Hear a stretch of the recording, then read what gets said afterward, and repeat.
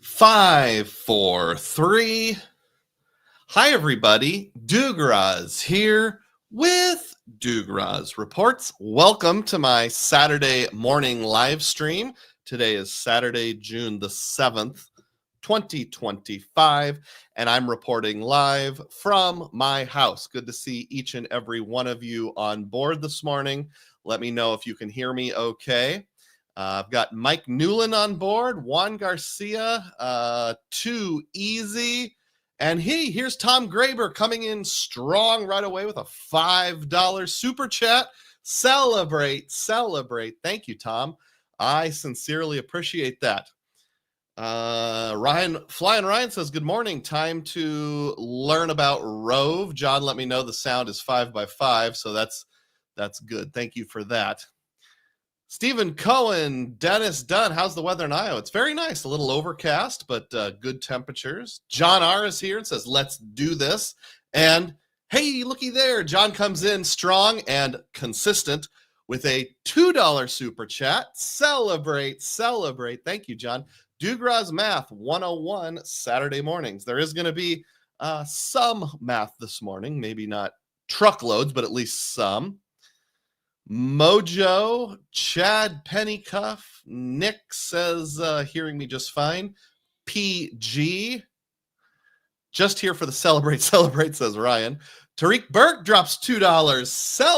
Celebrate. Hey, you got your wish, Ryan. Thank you, Tariq. I really appreciate your patronage. Since we've already had 3 people decide to contribute to the cause, I will mention that anything you donate, 80% I plow right back into my YouTube channel for future endeavors, videos. I'm actually upgrading my phone, but not quite ready for any announcements on that, which will hopefully make for more consistent shorts and those kind of things. Thank you, Tariq. Thank you to the 3 of you who have contributed thus far. The other 20% goes to my family budget. So yes, you actually are sort of like paying an income to my family a little bit. Since this is a part-time job, I figure my family deserves to reap some of the benefits. So anything helps, whether it's a chat, donated membership, super sticker, anything. Richard Blake is on board. I think we already mentioned Too Easy. Says frequent flyer or frequent miler. Finally got your name right. I saw that. Lots of people pointed that out. And I think it was Andrew Beach who actually emailed them and said, this is how you pronounce it. And also, whether or not this was said, I don't know. Literally watch any of his videos. He says at the beginning of every one. And there was a mention that I was a YouTube creator, so that was pretty cool. J3 Carlos is here. Kevin Hawthorne is on board from Lakeland, Florida. GF. John preferred shorts to pants. I'm wearing shorts right now. Ron Byrne is here for the math. Thanks, Ron. Drops a $5 super chat. Celebrate. Thank you, Ron. I really appreciate that. Oh, man. Thank you, guys, for all your patronage this morning. I see 42 people on board. If you would be kind enough to click the thumbs up button, that'll drive more people in to watch this session, both now and after the fact. Dad on a Mission is also here. Good to see you. And Ian M is here, settling in for an hour-and-a-half drive with the Dugroz Reports live stream. Sweet. Well, may your travels be safe, Ian. Let's go ahead and dive right on into the Dugroz data points. No reason to delay it any further. These are any sort of bits of information that I find to be interesting around the world of points and miles. Most of today's are going to come from personal adventures, although there are a few from websites and those kind of things. Here's a picture of the Staybridge Suites in Albany, New York. Those of you who are channel members know that you got a video earlier this week about things that just tick me off about hotels. And one of them was when the air conditioning doesn't run consistently. For example, it should have an option anytime you're in a hotel to have continuous fans. So it's just a, ooh. My problem with the Staybridge Suites was it didn't have that option, or at least it wasn't working in that way. There was a button that said on continuous, but it didn't do anything. So I got woken up every time the air conditioning kicked in all night long. Gold Homer came through with possibly the most practical tip I've ever had on one of my videos and said, hey, Dugroz, do you know about putting thermostats in service mode? You push certain buttons and certain combinations and it enters service mode. You can put the temperature higher or lower than usual and you can have the fan blow constantly. I do that all the time. Each thermostat is a little different, so just YouTube or Google the model number or brand. You should have find a video on how to do it. And sure enough, if you just go out and do some Google searches or YouTube searches, there are videos about how to go with, what did he call it? Override mode, service mode. So next time you're in a hotel, apparently they have a mode they can turn on with a combination of buttons that makes it so you can't go over or under a certain temperature, or it's entirely possible it wasn't an error. They actually disallowed continuous fan. And this is because hotels are really cheap and want to save on money. But if you hit like Control Alt 746 on the keypad, you very well may get to override that. So that's definitely worth looking into. I'm going to catch up on comments. And Ian says, I'm looking forward to the math. Great. Rem GB has arrived. How you doing, Rem? Glad to see you on the board this morning. QC Man is here. Much better than being here for the meth. Dennis Dunn asks about poop in the pool. That may have been referenced in that members only video. So this seems like a good time to mention that I do have one and only one channel membership level. It's called a Dugroz Diehard. $3 a month. You can cancel anytime. I am now to the point where I have close to 50 members only videos. It actually is over 50 if you include members only live streams. So if you ever want to hear more of my rants about air conditioning fans or poop in the pool, become a channel member. $3 a month. You can binge, you can cancel anytime, and you'll get to see that. If you become a member while the show is ongoing, we get a little notification and we can all celebrate together. Flying Ryan says we need a Dugroz database that locates all hotels with continuous AC fans. That's a good idea. And I've thought before about doing a Dugroz database service with things like state capitals, presidents' graves, hotels I've stayed at, just people reporting in like hotels that take gift cards, Hilton gift cards, that kind of stuff. Ian says it was nice that Nick from Frequent Miler said he enjoyed some of your cottage reviews. Great. Glad to hear it. Ian says, I can't stand not having good air conditioning. What was the worst part about going to Rome in the, how was the worst part about going to Rome in the winter? They said they didn't have the ability to turn on the air conditioner. Interesting. Chad Pennycuff says a common hack in the Disney World is to take helium balloons the kids bought and put them in front of the thermostat. This makes the sensor think the room is occupied and keeps the AC working all day. Oh, that's a good idea too. Or maybe one of those birds that drinks water like Homer uses in one episode of The Simpsons to push the Y button. That's the episode where he gets fat on purpose to collect disability. If you know what I'm talking about, you know what I'm talking about. And Ian says service mode. I like that. I'll definitely be using that in the future. Yes, thank you, Gold Homer. Speaking of Homers. And Nick says, to Chad, I just saw that the other day and wish I'd known that for our previous trip. Hey, look, QC Man gifted one Dugroz Report membership. That's just as good as a $3 super chat. Celebrate, celebrate. Thank you so much, QC Man. David Gomez notes that I was mentioned 2 weeks in a row on Frequent Miler, which I was. Chad still wants us to smash the thumbs up button. Hey, I'm glad we're up to 57 people. That's a little higher than usual for this time in the show. Ian says, when air conditioning is not working, the first thing I do is make sure I don't have to put my room key in one of those things that turns the electricity on. And maybe a lesson I should have learned is check on that kind of stuff before you unpack and shower and that kind of stuff. Because by the time I realized it was 1 a.m. Dennis Johnson Jr. says, what's going on? How many members do you have these days? I have around just shy of 200, thanks to all the donations I got recently.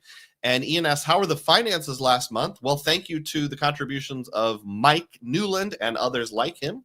I cleared $600 last month. So celebrate, celebrate. That was my best month ever by a long shot. All right, let's move on. I'm going to try my best to keep the show under 3 hours today. I've got a truckload of content here. I haven't mentioned it yet. The theme of the day is the Path Method for Points and Miles, episode 2. And this is for booking boutique hotels or non-chain hotels. So the Path Method is a way I've come up with of figuring out which credit card should you use for everyday spend, although it's quite intensive, involves some math. It's very objective. I'm trying to take the emotion out of it. And today I'm going to be focusing on one of my goals, which is how to pay for hotels that are not part of any chain. Asthma break. Give me a second here.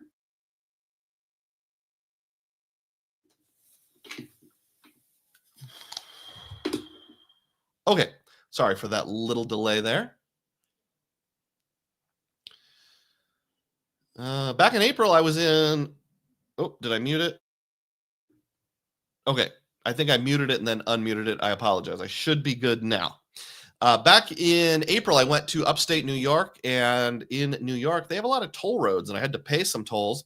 Dollar rental cars, who I rented my car with, and I knew that there was a thing on the windshield called Plate Pass that told me, here's how tolls are going to be handled. There's no more toll booths. You don't throw coins in the basket. But if you want to pay per day, flip it this way. It's like you can actually change the position of it. And we'll just charge you the actual cost of tolls plus $10 each day in which it's used. Or you can pay something like $28 a day for unlimited tolls. Well, that would have been a dumb option. I only used tolls 2 days, so that would have been $56 or so. But took a while, took over a month, but I finally got my bill for tolls. It came through a third-party company called Plate Pass, and they have an agreement with Dollar to pass those charges along. You can see here the actual charges were a whopping $4.30. All I did was cross toll bridges a few times, I think one way each way on 2 different days. And then they charged me that $10 a day convenience fee, $19.98. So I just thought it was funny that $4 in tolls led to almost $20 in fees from Dollar, but I guess I'll give them credit. It was in the fine print. They did disclose it up front. It's just kind of annoying. My data point is that I used my US Bank Altitude Reserve to pay for this, hoping that it might trigger real-time rewards. It did not. So unfortunately, it does not trigger real-time rewards. Probably doesn't code as travel. So sorry about that. I don't know why I'm apologizing. That's not my decision, but I should say bummer rather than sorry about that. Comments. Where were we? Dimitri G asked, Hi, Doug. Have you decided whether to move your MR points to Alaska? Well, I have till the end of this month. I've not yet decided. My gut feeling right now is to split the difference, move maybe around 40, 50,000 over to Alaska and keep the rest of my wife's points in American Express.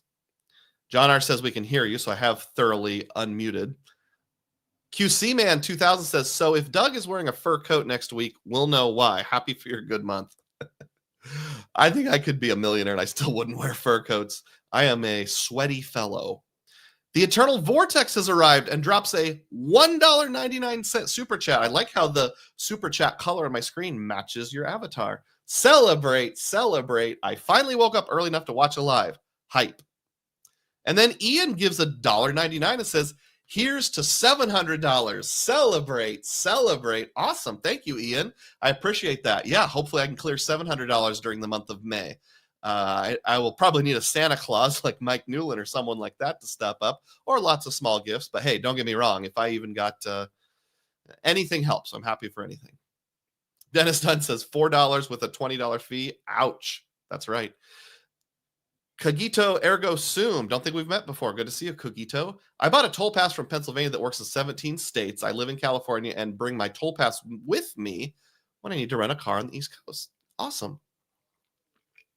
You know, in my 5 years of traveling since I got into points and miles, this is the only time I've had to pay tolls. So my thought right now is it's probably not worth it for me because I just don't do it enough.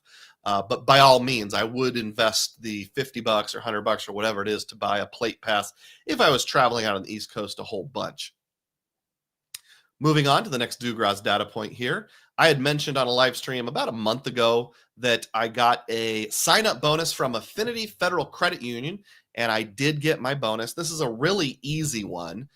You get $100 in cash when you open a checking account and establishing a recurring direct deposit totaling $500 or more within 60 days. In the fine print, you have to have it in 2 consecutive months. So if you open it this month, get your first direct deposit in June, another direct deposit of at least $500 or more in July. Then by the end of August, you should get your free $100. Shameless plug, I do have a refer a friend link for this promotion in the description box of this video. So if you want to help me out, I think I get $50 when you do this. And you get $100 free money. By all means, please do that. I will let you know, keep an eye on the direct deposit because after I got to the end of the month, after the second month, I had to send them a message and say, hey, why didn't I get my $100? And they said, oh, something coding issue. So just make sure you track it.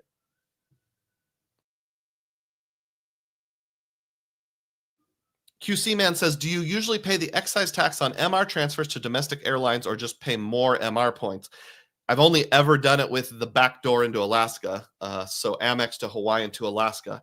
And I just paid the fee when I did that, because when I did the math, it wasn't a particularly compelling use of MR points. But thanks for asking. Ian says, I always bring my Easy Pass with me, but I always forget it, or at least I intend to. Nick says, do you need a real direct deposit for Affinity? I'm not sure, because I did use a real direct deposit. I would say there's a good chance you do, because when it didn't code, they said, I just need to investigate this to make sure it's an actual payroll deposit. So probably yes, although if anyone has any other data points, let me know. Kagito says, I think I only paid $25 for the toll pass. Oh, less than I thought. I thought it was $50. Chad Pennycuff says, a $20 SunPass transponder works in 22 states and has a rental car feature. How do you disable the rental car when they glue it to the windshield? Now, I know you can close the box so it's just the image, but that's what I did. I feel like I'd have to go around to the windshield on the outside and like put a sticker over it or something, but worth looking into. $20 is really not very much. Thanks, Chad. Thanks, Kogito. Next data point here. This is something I posted on one of the Discords. I don't remember if it was the Venture Discord or the Stack Your Points Discord. Those are the two I'm a part of. More than a week ago. Has anyone ever used Aeroplan Pay Yourself Back feature specifically on Airbnb?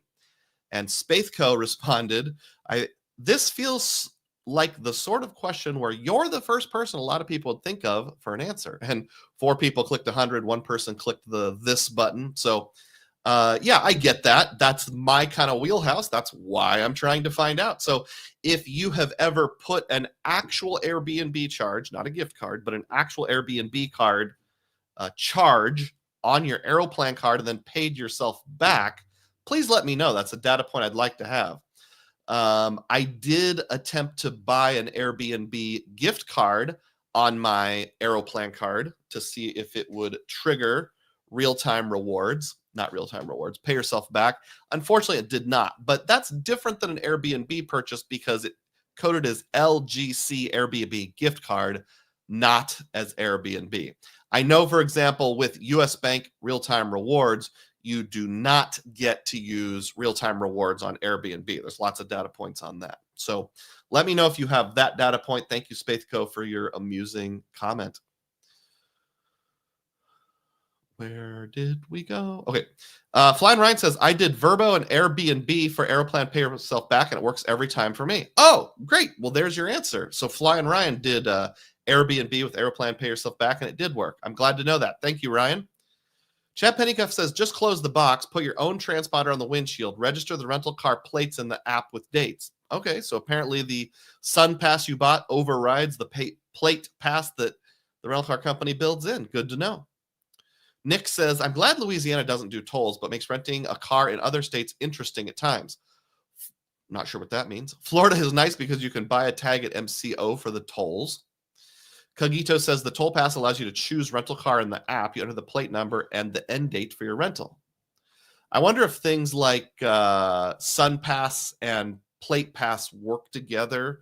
Like Sun Pass can send a message to Plate Pass and say, hey, for dollar rental car, license plate 123 ABC, I have priority for the next 3 days or something like that. I'm just speculating.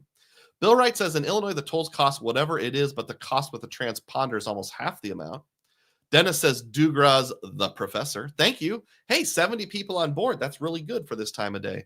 Our West Coasters haven't woken up yet. We're still in the first half hour, but please keep hitting thumbs up. That helps drive more people in. Yuri G has arrived. Good to see you, Yuri.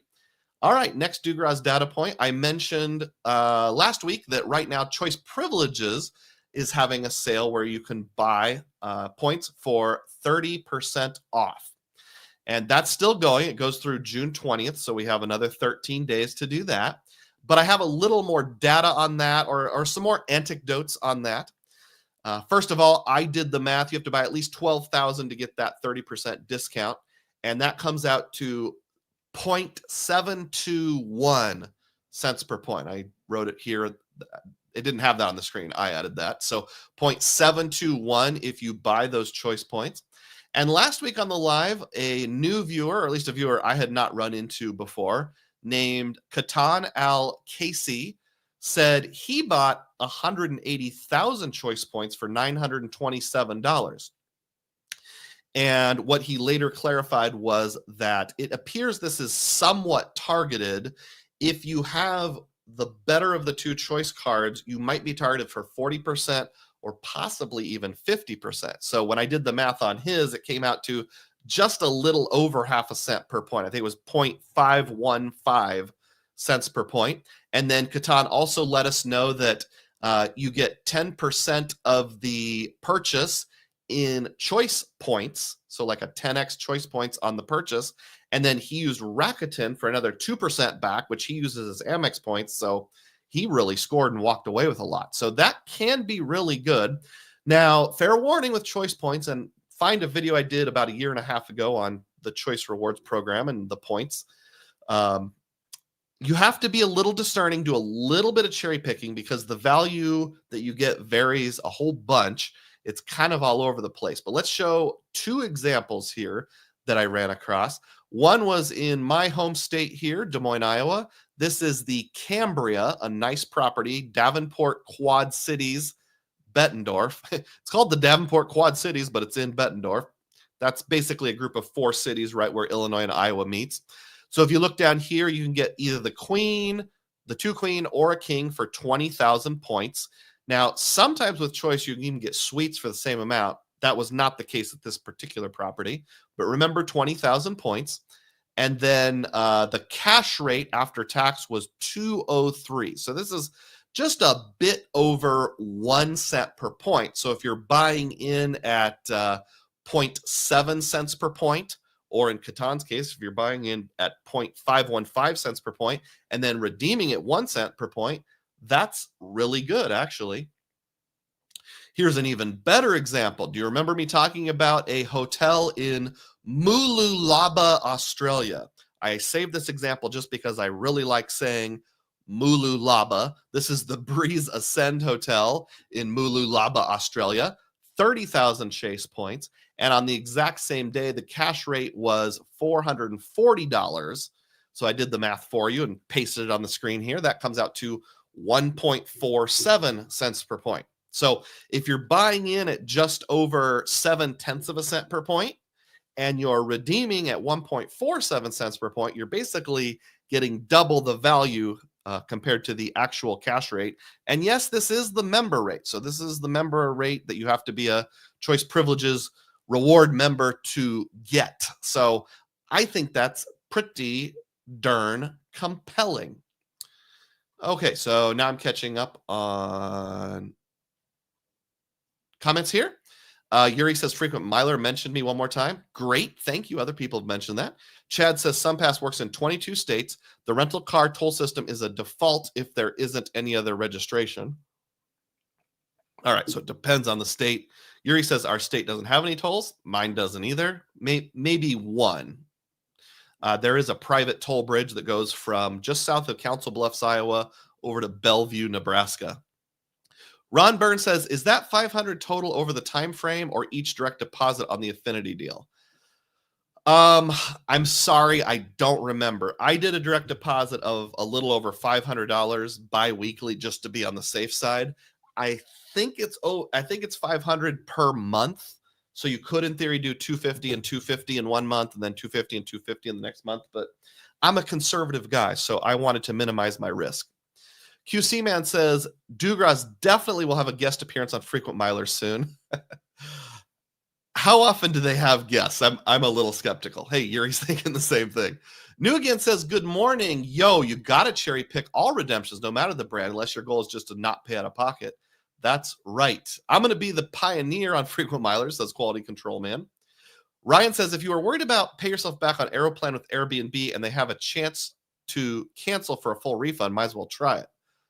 Yeah, I forgot about that. I should find like the world's cheapest Airbnb or something like that. There's got to be some Airbnb out there that's like, Well, remember Anthony Venture did a video on like the creepiest Airbnb ever, where it was a guy who had like homemade dolls that were a tribute to his deceased wife in the basement, along with a door that said like, do not open this door in any circumstances. Maybe if I book that, it'll be like $47 and I can try it out and cancel it. I don't want the Aeroplan or Chase people to get on my back, so I don't want to do it for like $1,000 property. New Again says, did you account for taxes and fees on that Mulu Laba redemption? I'm 90% sure I did. Let's go back to the graphic here. My face is going to disappear temporarily, but I'm still here. Yeah, it says 880 total. So that includes taxes and fees. Divide that by 2, you got 440. Yep. So that does include the taxes and fees. But hey, that's a good question to ask. Thank you for asking that. I appreciate it. Oh boy, I lost my place. It was New Again. Okay, there we are. And Ian says, does anybody resell any Switch 2s yesterday? I did not. Iowa has no tolls, but plenty of corn, says Dennis. That's absolutely true.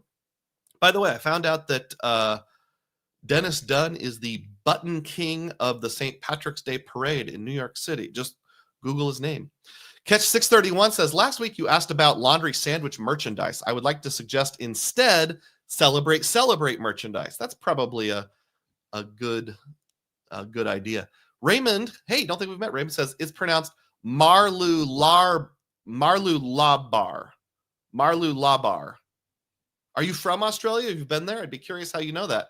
That's awesome.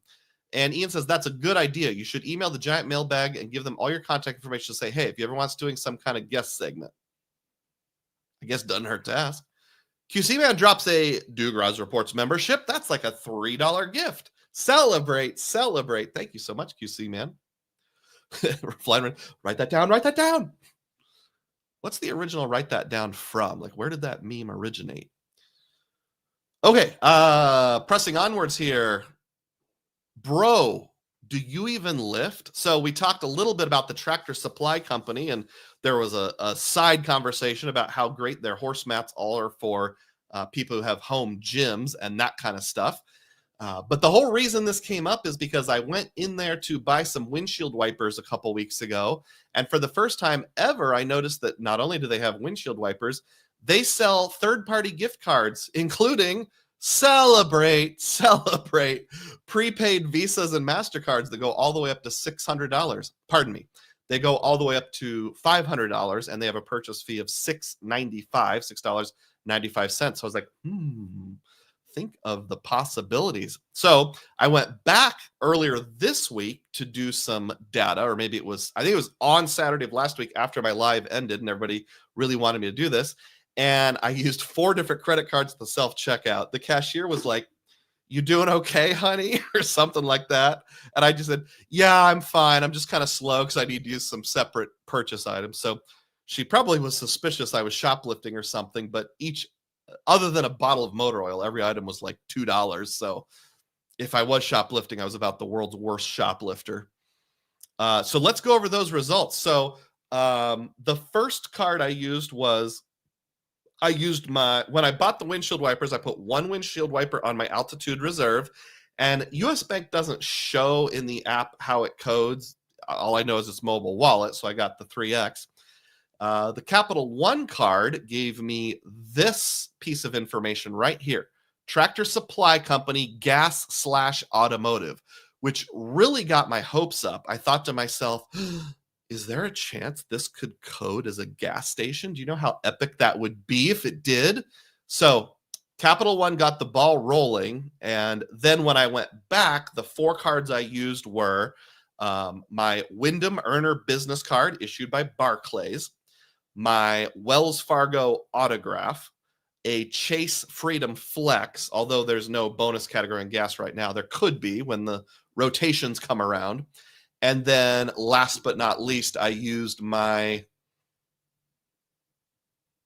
was the other one? Well, I have pictures, so my brain fart will clear this up soon enough. So first data point, the most important one. This is the Wyndham Earner business card.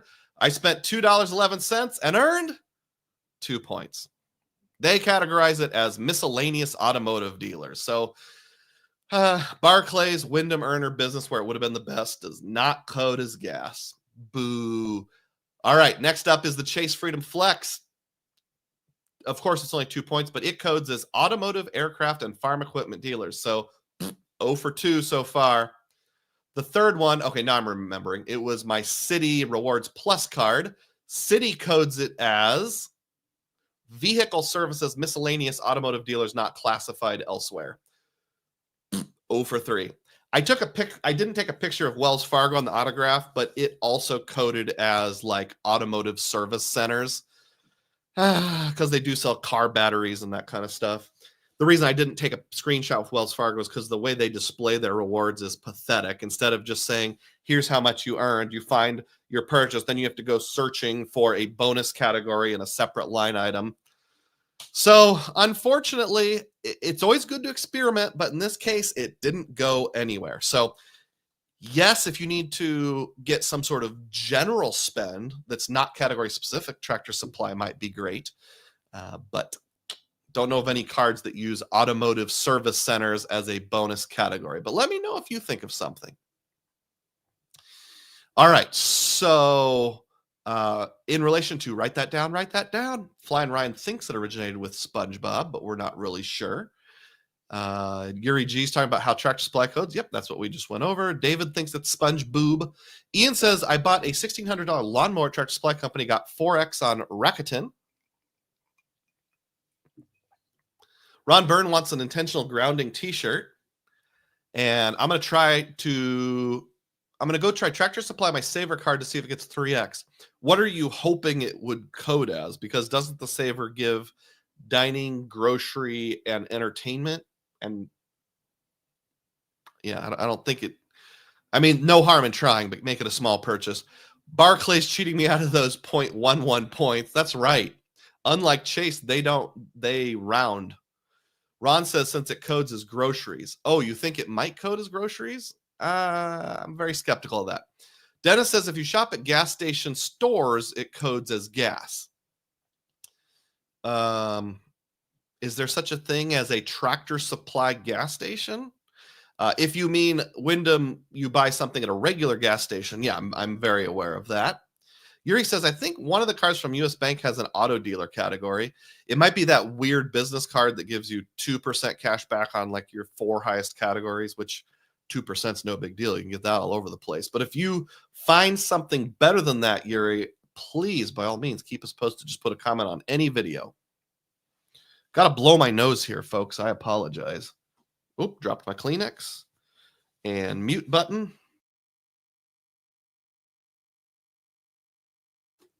Sorry. Am I unmuted or muted? I'm unmuted. Okay. Mea culpa time, public service announcement. I said information wrong not too long ago. I did a video when Amex announced their Serve prepaid debit card was going to be suspended about a year from now. And in that video, I said they let you load $200 onto your Serve card from an American Express card 5 times a month, so $1,000 total, and it codes as a purchase. And it does. Whether I said it or not, I implied that you would earn your normal rewards on it. Well, I hadn't tried it a long time. I know in the past it did. Seems like it doesn't anymore. My wife has a American Express Blue Business Cash. That's the 2% cash back everywhere one. Right now, we're putting some purchases on it because it has 0% interest for a year. So we're doing some 0% delayed payment arbitrage. And as you can see in this graphic, although everything else earned 2% cash back, it did not.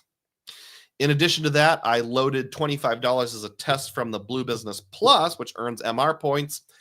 It didn't earn any MR points. So if you're thinking you can earn a few extra points or cash back by using a Serve card, if you still have the Amex version, you don't. Now, one thing where it's helpful is if I was doing $200 as like a cash advance, I'd have to pay a fee. This way, I don't have to pay a fee. So it's sort of like an indirect cash advance that just codes as a purchase and gets you 0%. So if you're just trying to, put 0% money in a money market or a savings account or use it to pay off some other card, that could be kind of a backdoor way to do that. Dennis Dunn. Oh, we already went over that one. And we went over that one. Ron says, on your Capital One purchase, Tractor Supply coded as automotive/grocery.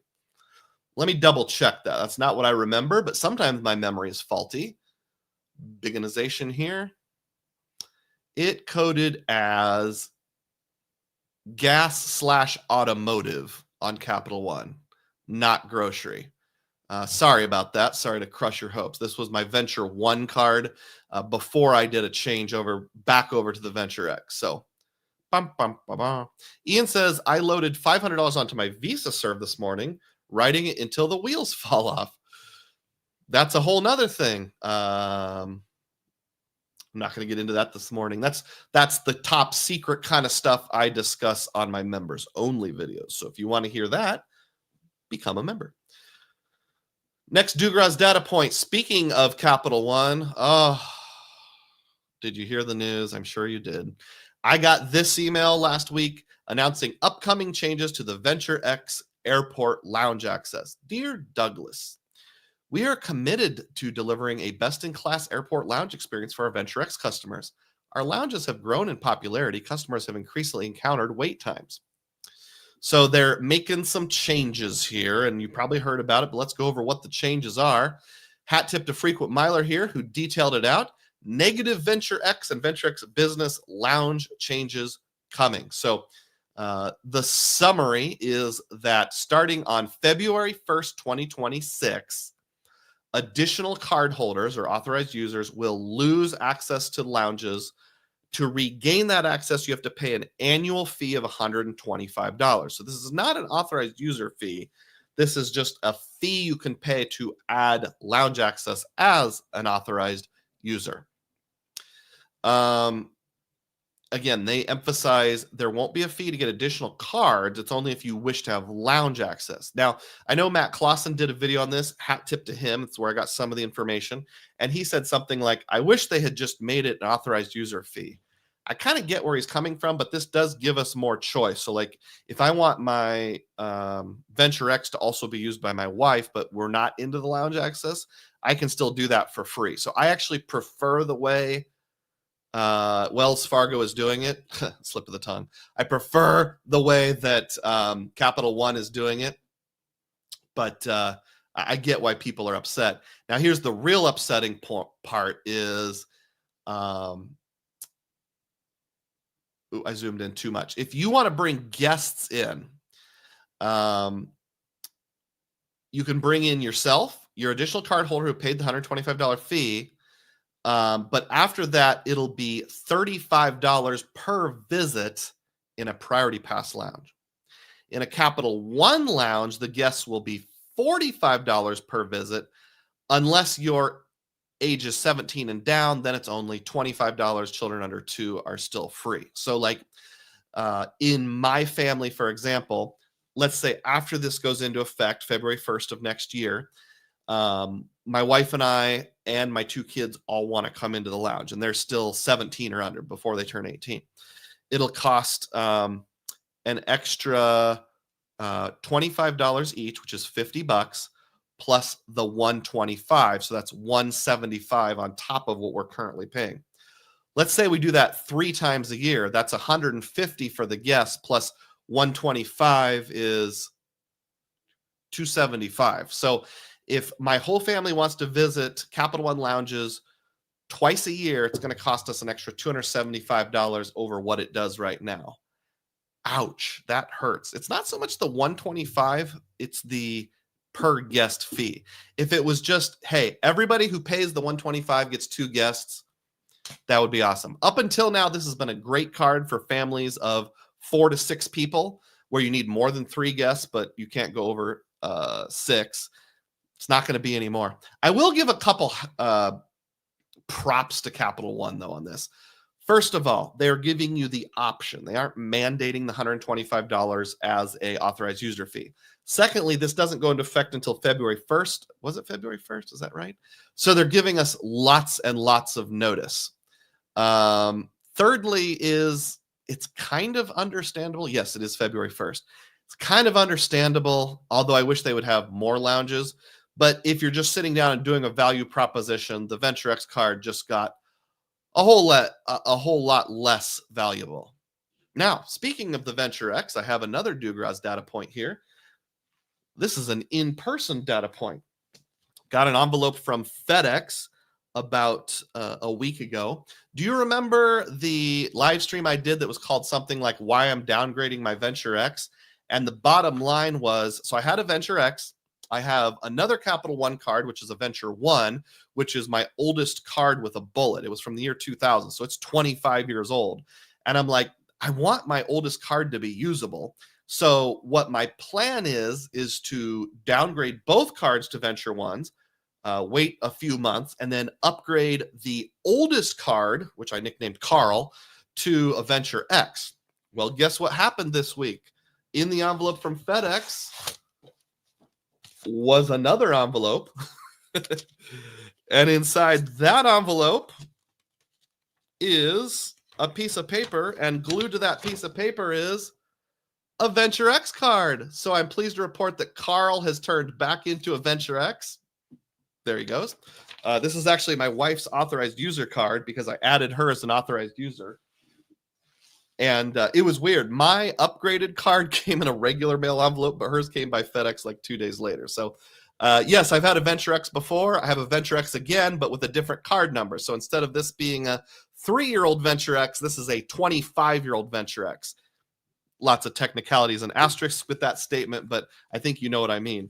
Now, what's funny and ironic is that I did all of this about 3 days before those lounge changes were announced. And part of the reason I want to do it is because when we fly home from Europe this coming summer, well, the summer we're in right now, later this summer, one of our layovers on the way home is in Washington, D.C. at the Reagan Airport.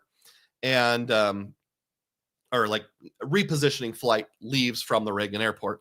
They've got the Capital One landing there. So I needed to get a Venture X card, get my wife registered for lounge access because it'll still be before these changes go into effect. So I get 2 guests, the wife gets 2 guests. So we just bring in 1 kid each and we get to sit around the table with some famous chef and eat a free meal there in the Reagan Airport. So that's the whole reason I did that switcheroo.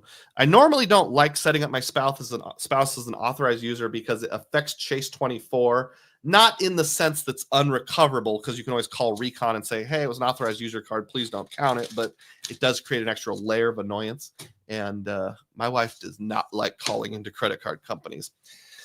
Another funny thing is they gave me one of these envelopes and said, please send back your old metal cards. But since I upgraded from a Venture One, I didn't have any old metal cards, and I'd already taken a wire cutter to my old Venture cards and got rid of it. But I do have this now canceled business gold from American Express. Should I send my business gold card back to Capital One and have them pay to dispose of it?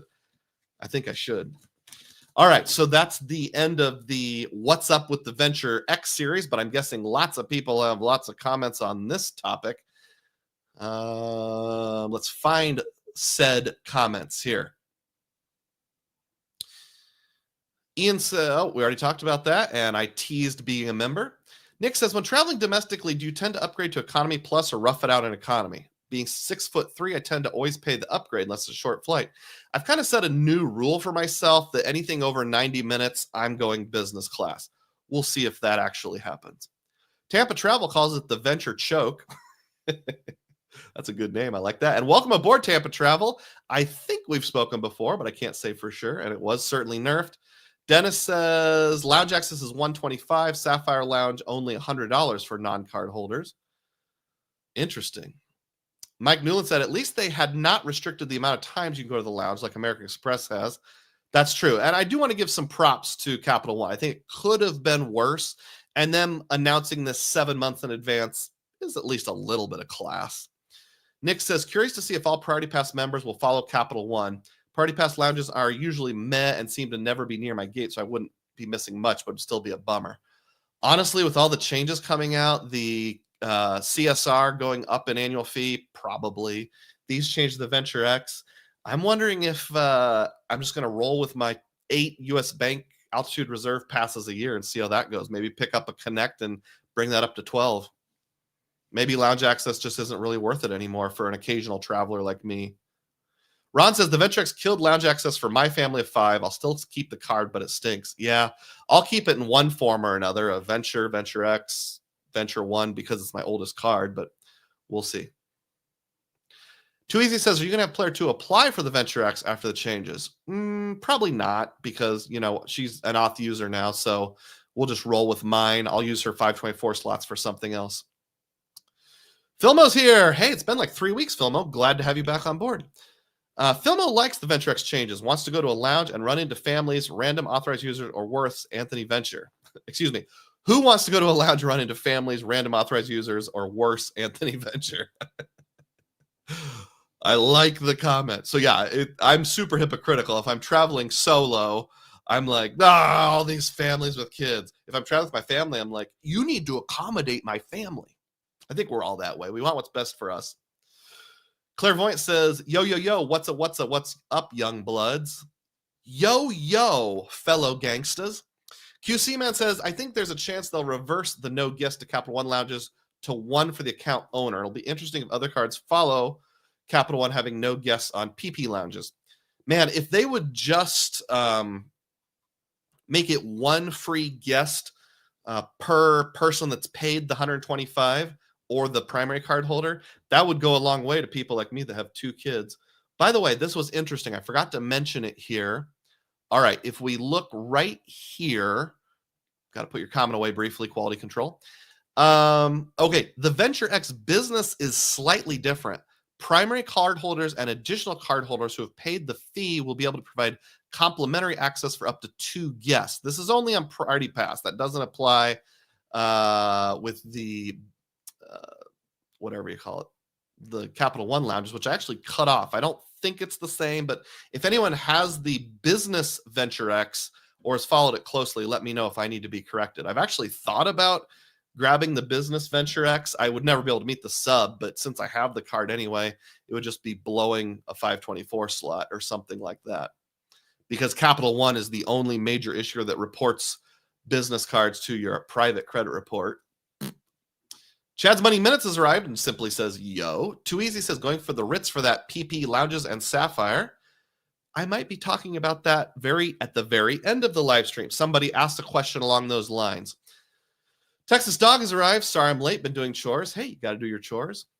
Luke says, what's up, Dirty Doug and the boys? Tubing in from Positiano, trying to get out of the sun. I'm assuming that's a town in Italy. It sounds very Italian. Hey, how are you, Luke? What's the matter, you? Glad to see you on board. Yuri G says, Prestige still have mostly unlimited guests plus restaurant. Yeah, but they don't have that card to the rest of us plebeians anymore, Yuri. Just rub it in, why don't you? Happy Tom says, I have them Venture X, but the wife does not, the happy wife. Still looking for a solution. Maybe Bank of America? Yeah, I think the Bank of America top-notch infinite card still gives unlimited priority pass, including restaurants. Ian says to Philmo or to Phil, I'm headed to cater a wedding for 170. One cook called out, how long until you can get here? Do Ian and Philmo both live in the southern part of upstate New York? Or is that a different Phil? Clairvoyant says, I paid the annual fee on my Venture X. I did it for lounges. I live in Denver. Seems like a mistake now as AUs can't come with me. Do you always fly with guests or AUs, or do you ever fly solo? That's where the rubber would meet the road. Yuri says Capital One doesn't report business charge cards. Oh, is the Venture X for business a charge card similar to like Amex where there's no official credit limit? I didn't know that. Thanks, Yuri. Chad says, Luke, please go try those frozen lemonade snacks. Awesome. And I'm coming back to this comment. If Yuri's right that the Venture X for business is a charge card and therefore doesn't report to personal lines of credit, then there's literally no reason not to get it, except then Carl would be back to a role player card, a sock drawer card, rather. Yuri, you have earned a screenshot today. Thank you for helping me think that through. Screenshotting. Now. Oops, I didn't save it. Screenshotting. Now. Thank you. Moving along here, Tim McDonald says, I think the Ritz card's the only good thing Marriott has. Not going to argue with you. QC Man says, I don't think Capital One reports all their business cards as personal. Not sure if Venture X Business is one of those or not. Texas Dog confirms Yuri is right. That's why I got the Venture X for business. Wow. Yuri again confirms that Venture X is a charge card, the Venture X for business. J3 Carlos, how you doing? Says Capital One has 4 lounges. Chase has more than they do. Steep cost for access. And Filmo says 2. Ian cooking on a Saturday. Hard pass. Good luck. Okay, so we have finished the Venture X segment of today's episode. Let's move on to the Aeroplan segment of today's episode. Before I get into stating the super obvious part, here's a data point. My TSA pre-check comes up for renewal within the next 6 months, and once you're within that 6-month window, you can go for a renewal. I thought I could have sworn at the time I got my TSA pre-check 5 years ago that they said when it's time to renew, you have to come back in person. Maybe it's changed since then. I was expecting to sign up for an appointment, but I actually found out you can do the whole thing online, not for your original, but for a renewal. Third-party companies run it. There was 2 different choices. The one here in Iowa is called IDEMIA. So $58.75. And I thought I was registering, but 10:30 one night, I was like, hey, it looks like I can register this online. Better just do it now while I remember. So I wanted to coordinate it kind of close to when my wife's was. The problem is my renewal date was more than 6 months after when she signed up, but by renewing early, I'm now within the 6-month window. So 5 years from now, we can both renew at the exact same time. Because it was 10:30 at night, I had my CSR, which I was going to use in the bedroom, but my wife was already asleep. I didn't want to go in and wake her up. So I looked through my wallet and I had the Aeroplan card in my wallet. So I'm like, I know that gives it too. So why not just throw it on the Aeroplan? And I will preemptively say to those of you who are like, Doug, why don't you just get global entry? It's because I haven't taken the time to do a global entry appointment yet. Maybe someday I will.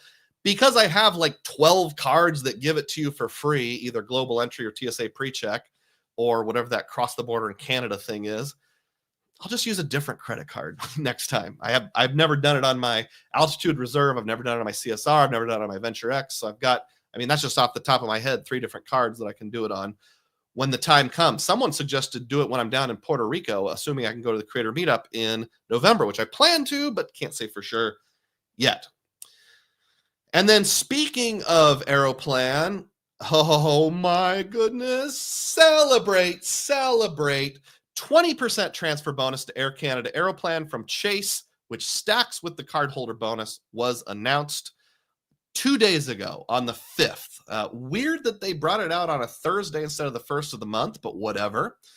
Hat tip to frequent miler. So between now and July 17th, you can take your Aeroplan, your Chase points, move them over to Aeroplan. You'll get a 20% transfer bonus from Chase.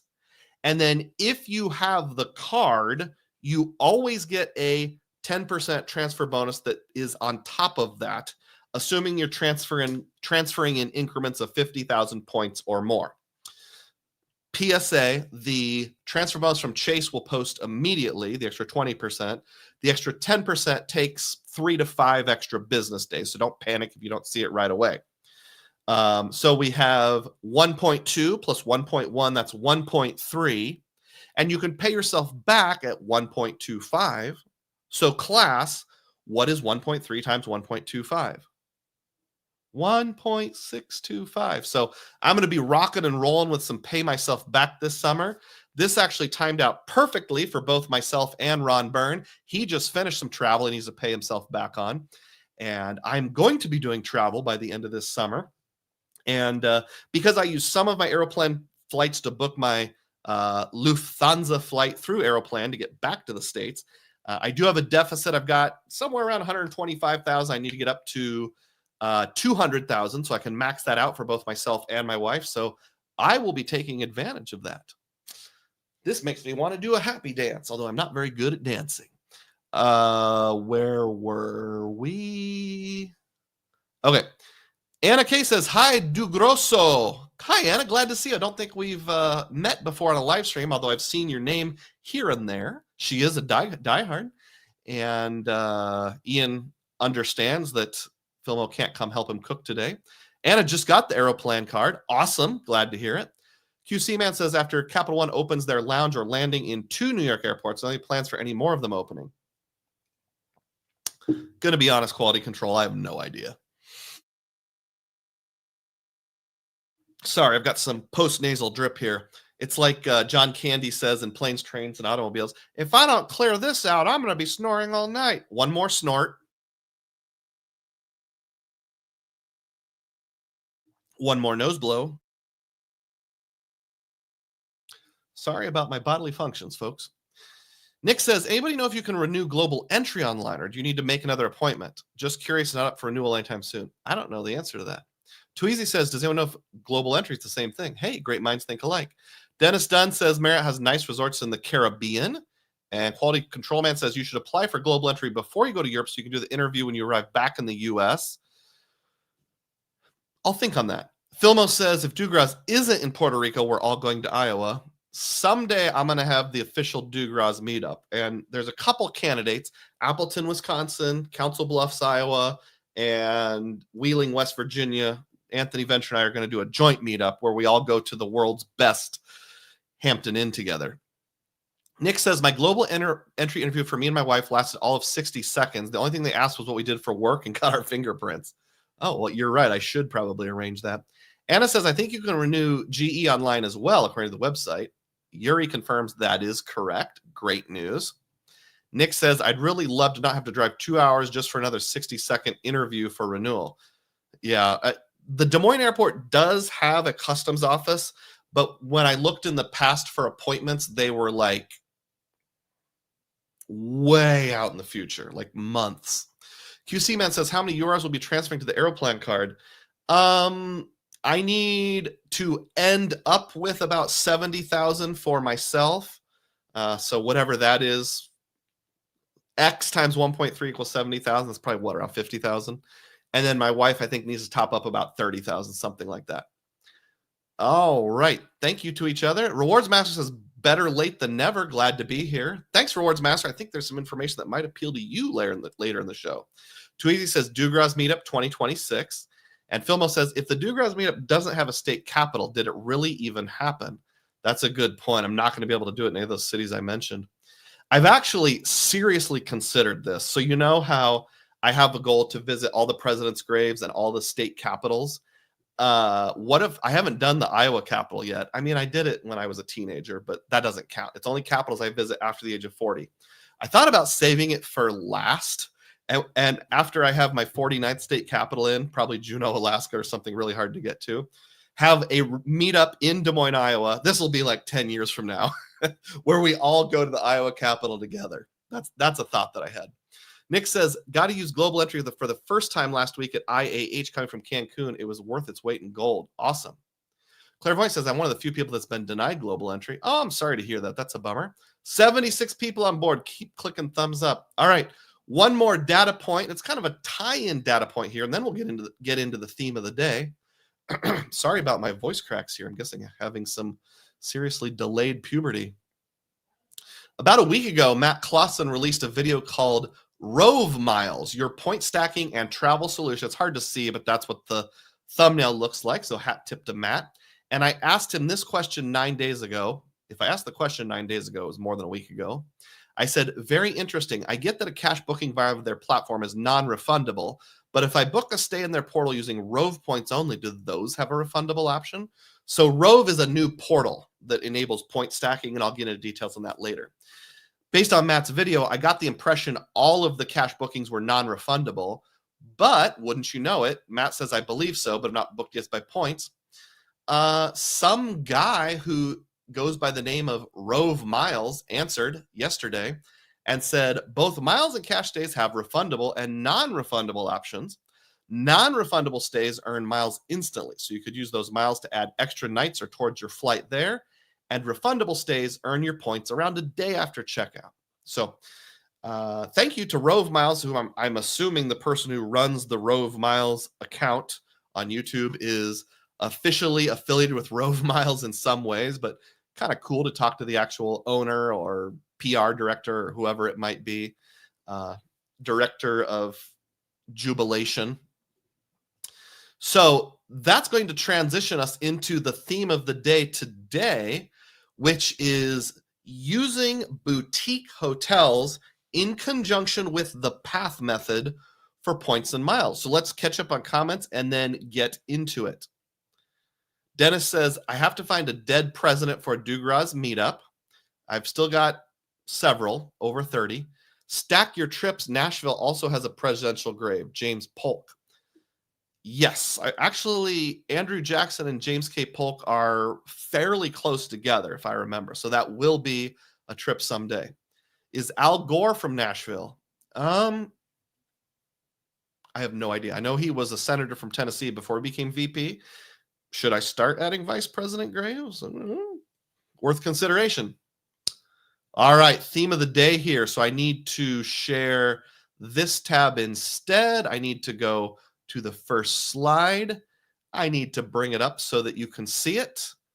I need to go full screen, and away we go.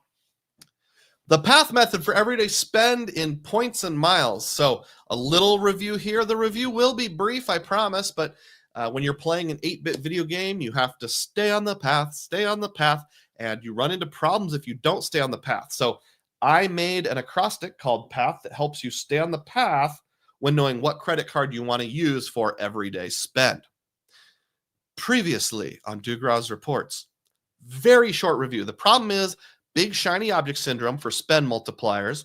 For example, we'll see an Amex Gold with 4x, a Tune with 4x on certain things, Hilton Surpass with 6x, the Wyndham Business Card with 8x, and be like, whoa, I'm going to get that card. But we never really take the time to say, does this fit my strategy? If you earned 12x on a rewards program, but it was something you almost never bought, would it be worth it? For example, pet supplies, but I don't have a pet. What I'm saying is the problem is the card drives the goal rather than the goal driving the card. So I'm trying to help you resolve that scenario. My solution is the path method, and the path method is an acrostic with a few different words, one for each letter in path. P, you pick your travel goals. A, you assess your ecosystem options. T, you tailor your point earning to your spend. And H, you harvest your rewards. A disclaimer here, this is highly personalized. What works for me probably won't work for you. This is a basic framework. It can change and adapt, so don't be afraid to make changes. For example, if the CSR changes that are rumored come true, that might change your strategy. And lastly, this is for everyday spend, not subs. If you go full Filmo and just are constantly signing up for a new card, mathematically, that's always going to be the best option. But for some people, you are either end game and can't sign up for more cards, you want to garden, you want to preserve your 524, you don't feel comfortable with it. So we still need to know how to maximize everyday spend, even though it's not the most important thing. So for picking your travel goals, you just got to decide what's important to you. I went over this in the last 2 episodes, part 1, as well as my Vacasa excursus. So I'm not going to read them to you, but just think through some examples of things like what's showing on the screen that might be important to you, or feel free to make your own. For example, you want to visit every president's grave, or you only want to stay in cities with Taylor Swift concerts. Whatever's important to you, pick your goal, because until you know what your goal is and what you're working towards, you won't know what cards you should use. Here's my 4 goals for 2025 into 2026 and beyond. So I want Hilton's. That's my first goal, which we covered 2 weeks ago. I want non-chain lodging. I want flexible domestic flights. In other words, I want to be not loyal to any one airline, and I'm going to be traveling around the United States probably during this time frame, not so much overseas. And then 4th, I like to rent cars because I like to drive to presidents' graves and state capitals, and sometimes those aren't right next to an airport. This is the one we're going to be focusing on today, non-chain lodging. For example, if I wanted to go visit the state capital of Vermont, which is in Montpelier, I doubt they even have an airport, so I got to fly into Burlington with a flexible domestic flight. I got to stay in a non-chain hotel, and I probably have to rent a car to get there. Let me take a look at some comments here to make sure I'm on board. Where were we? We believe Al Gore grew up in Nashville. Yuri talks about his voting habits from 25 years ago. Gentleman Explorer, how you doing, gentlemen? What's the thing Sherlock Holmes always says to his assistant? I want to say, naturally, gentlemen, but that's not how you say it. You can set up global entry now and do an interview in IAD on your return from the European trip. Oh, okay. I will keep that in mind. You have earned a screenshot, gentleman employer. Thank you, gentleman explorer. Ian asks if I'm coming to Quincy, Massachusetts. That's where the Adamses are buried, right? The Adams family tomb. Ba-ba-da-ba. Ron says Andrew Jackson's grave is about 20 miles from Nashville. Perfect. Texas Dog says Wikipedia says Gore was born in the District of Columbia. His dad was a politician too. He's still alive, so we don't know where his grave is going to be.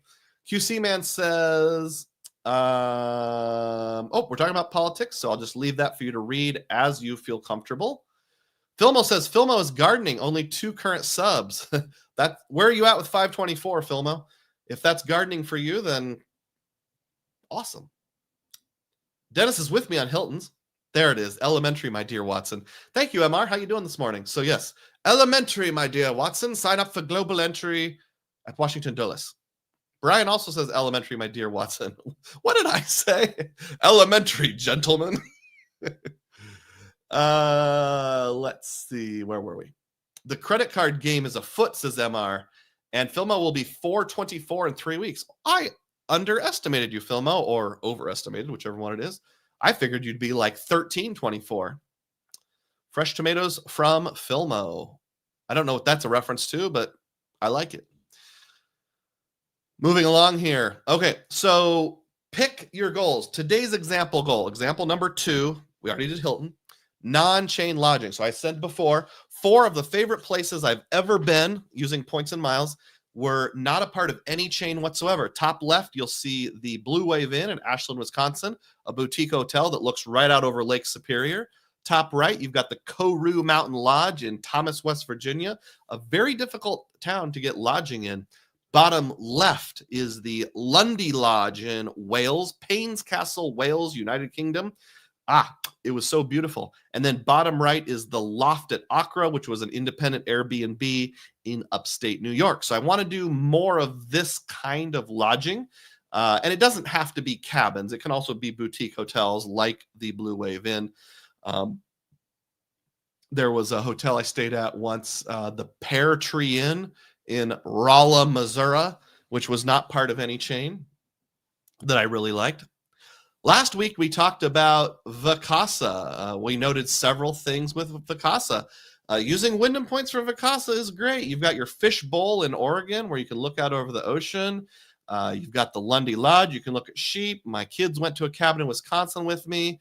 And you even got your laundry sandwich a lot of times with Vacasa, able to do laundry right there in the cabin. But it's not everywhere. So even though I took that excursus last week and decided I really want to keep earning Wyndham points on my earner business card, I got to have other plans because it's not always going to be a Vacasa. Sometimes it's just going to be the Pear Tree Inn or the Blue Wave Inn. So I'll catch up on comments before I dive in a little deeper here. Oh, I got the reference now, John. Fresh tomatoes for Filmo because he's gardening. Yuri's at 424 right now. I will apply for a boundless and try Aeroplan. Yeah, the co-branded cards from Chase might be more likely to let you go over 524. And QC Man says to Yuri, true. Oh, we're still talking politics, so you guys have that convo on the side. And Dennis Dunn says, watch out for haunted hotels and lodges. Noted. I'll tuck that away. Moving along here. So let's assess. That's the A in path. So I already picked the goal. The goal was non-chain lodging. Now it's A, P-A-T-H. Let's assess non-chain lodging. It's sort of like I'm Wayne Brady. We've got let's make a deal going on. We've got door number 1, door number 2, door number 3.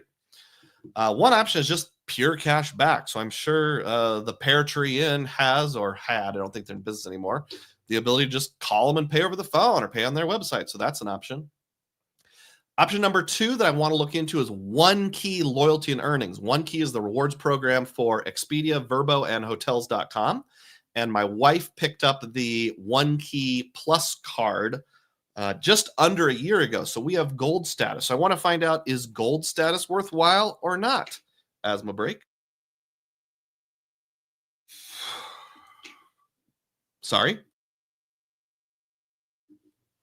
Another option I want to look into is the Chase portal, the Capital One portal, or something similar. And that could be using points, because Chase, you got the 1.5x. That sounds pretty great. Capital One, you earn 10 points and they have the price match guarantee. I know there's other portals like Amex, Citi. It would have taken forever, guys, for me to evaluate all the options in one live stream. So I limited it to Chase and Capital One for the sake of today.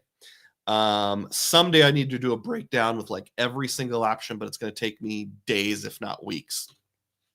And then option 4 is Rove. That's that new stackable points program that we learned about from Matt Clausen that the guy mentioned on a YouTube comment. So we're going to take a little mini excursus and look at that a little later in the program.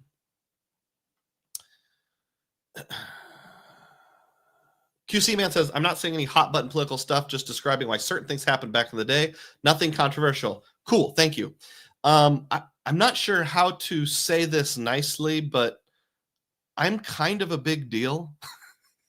What I mean by that is when I had like 30 people on my live stream, I could stop and read every single comment.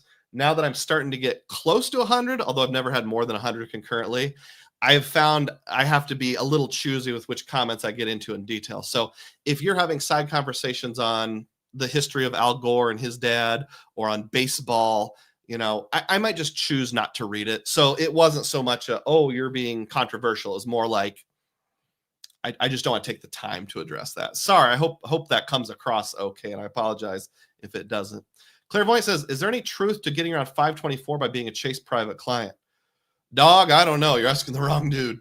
Texas Dog says, QC Man, you are okay. Yuri says, if I'm approved for Boundless, how fast should I apply for Aeroplan?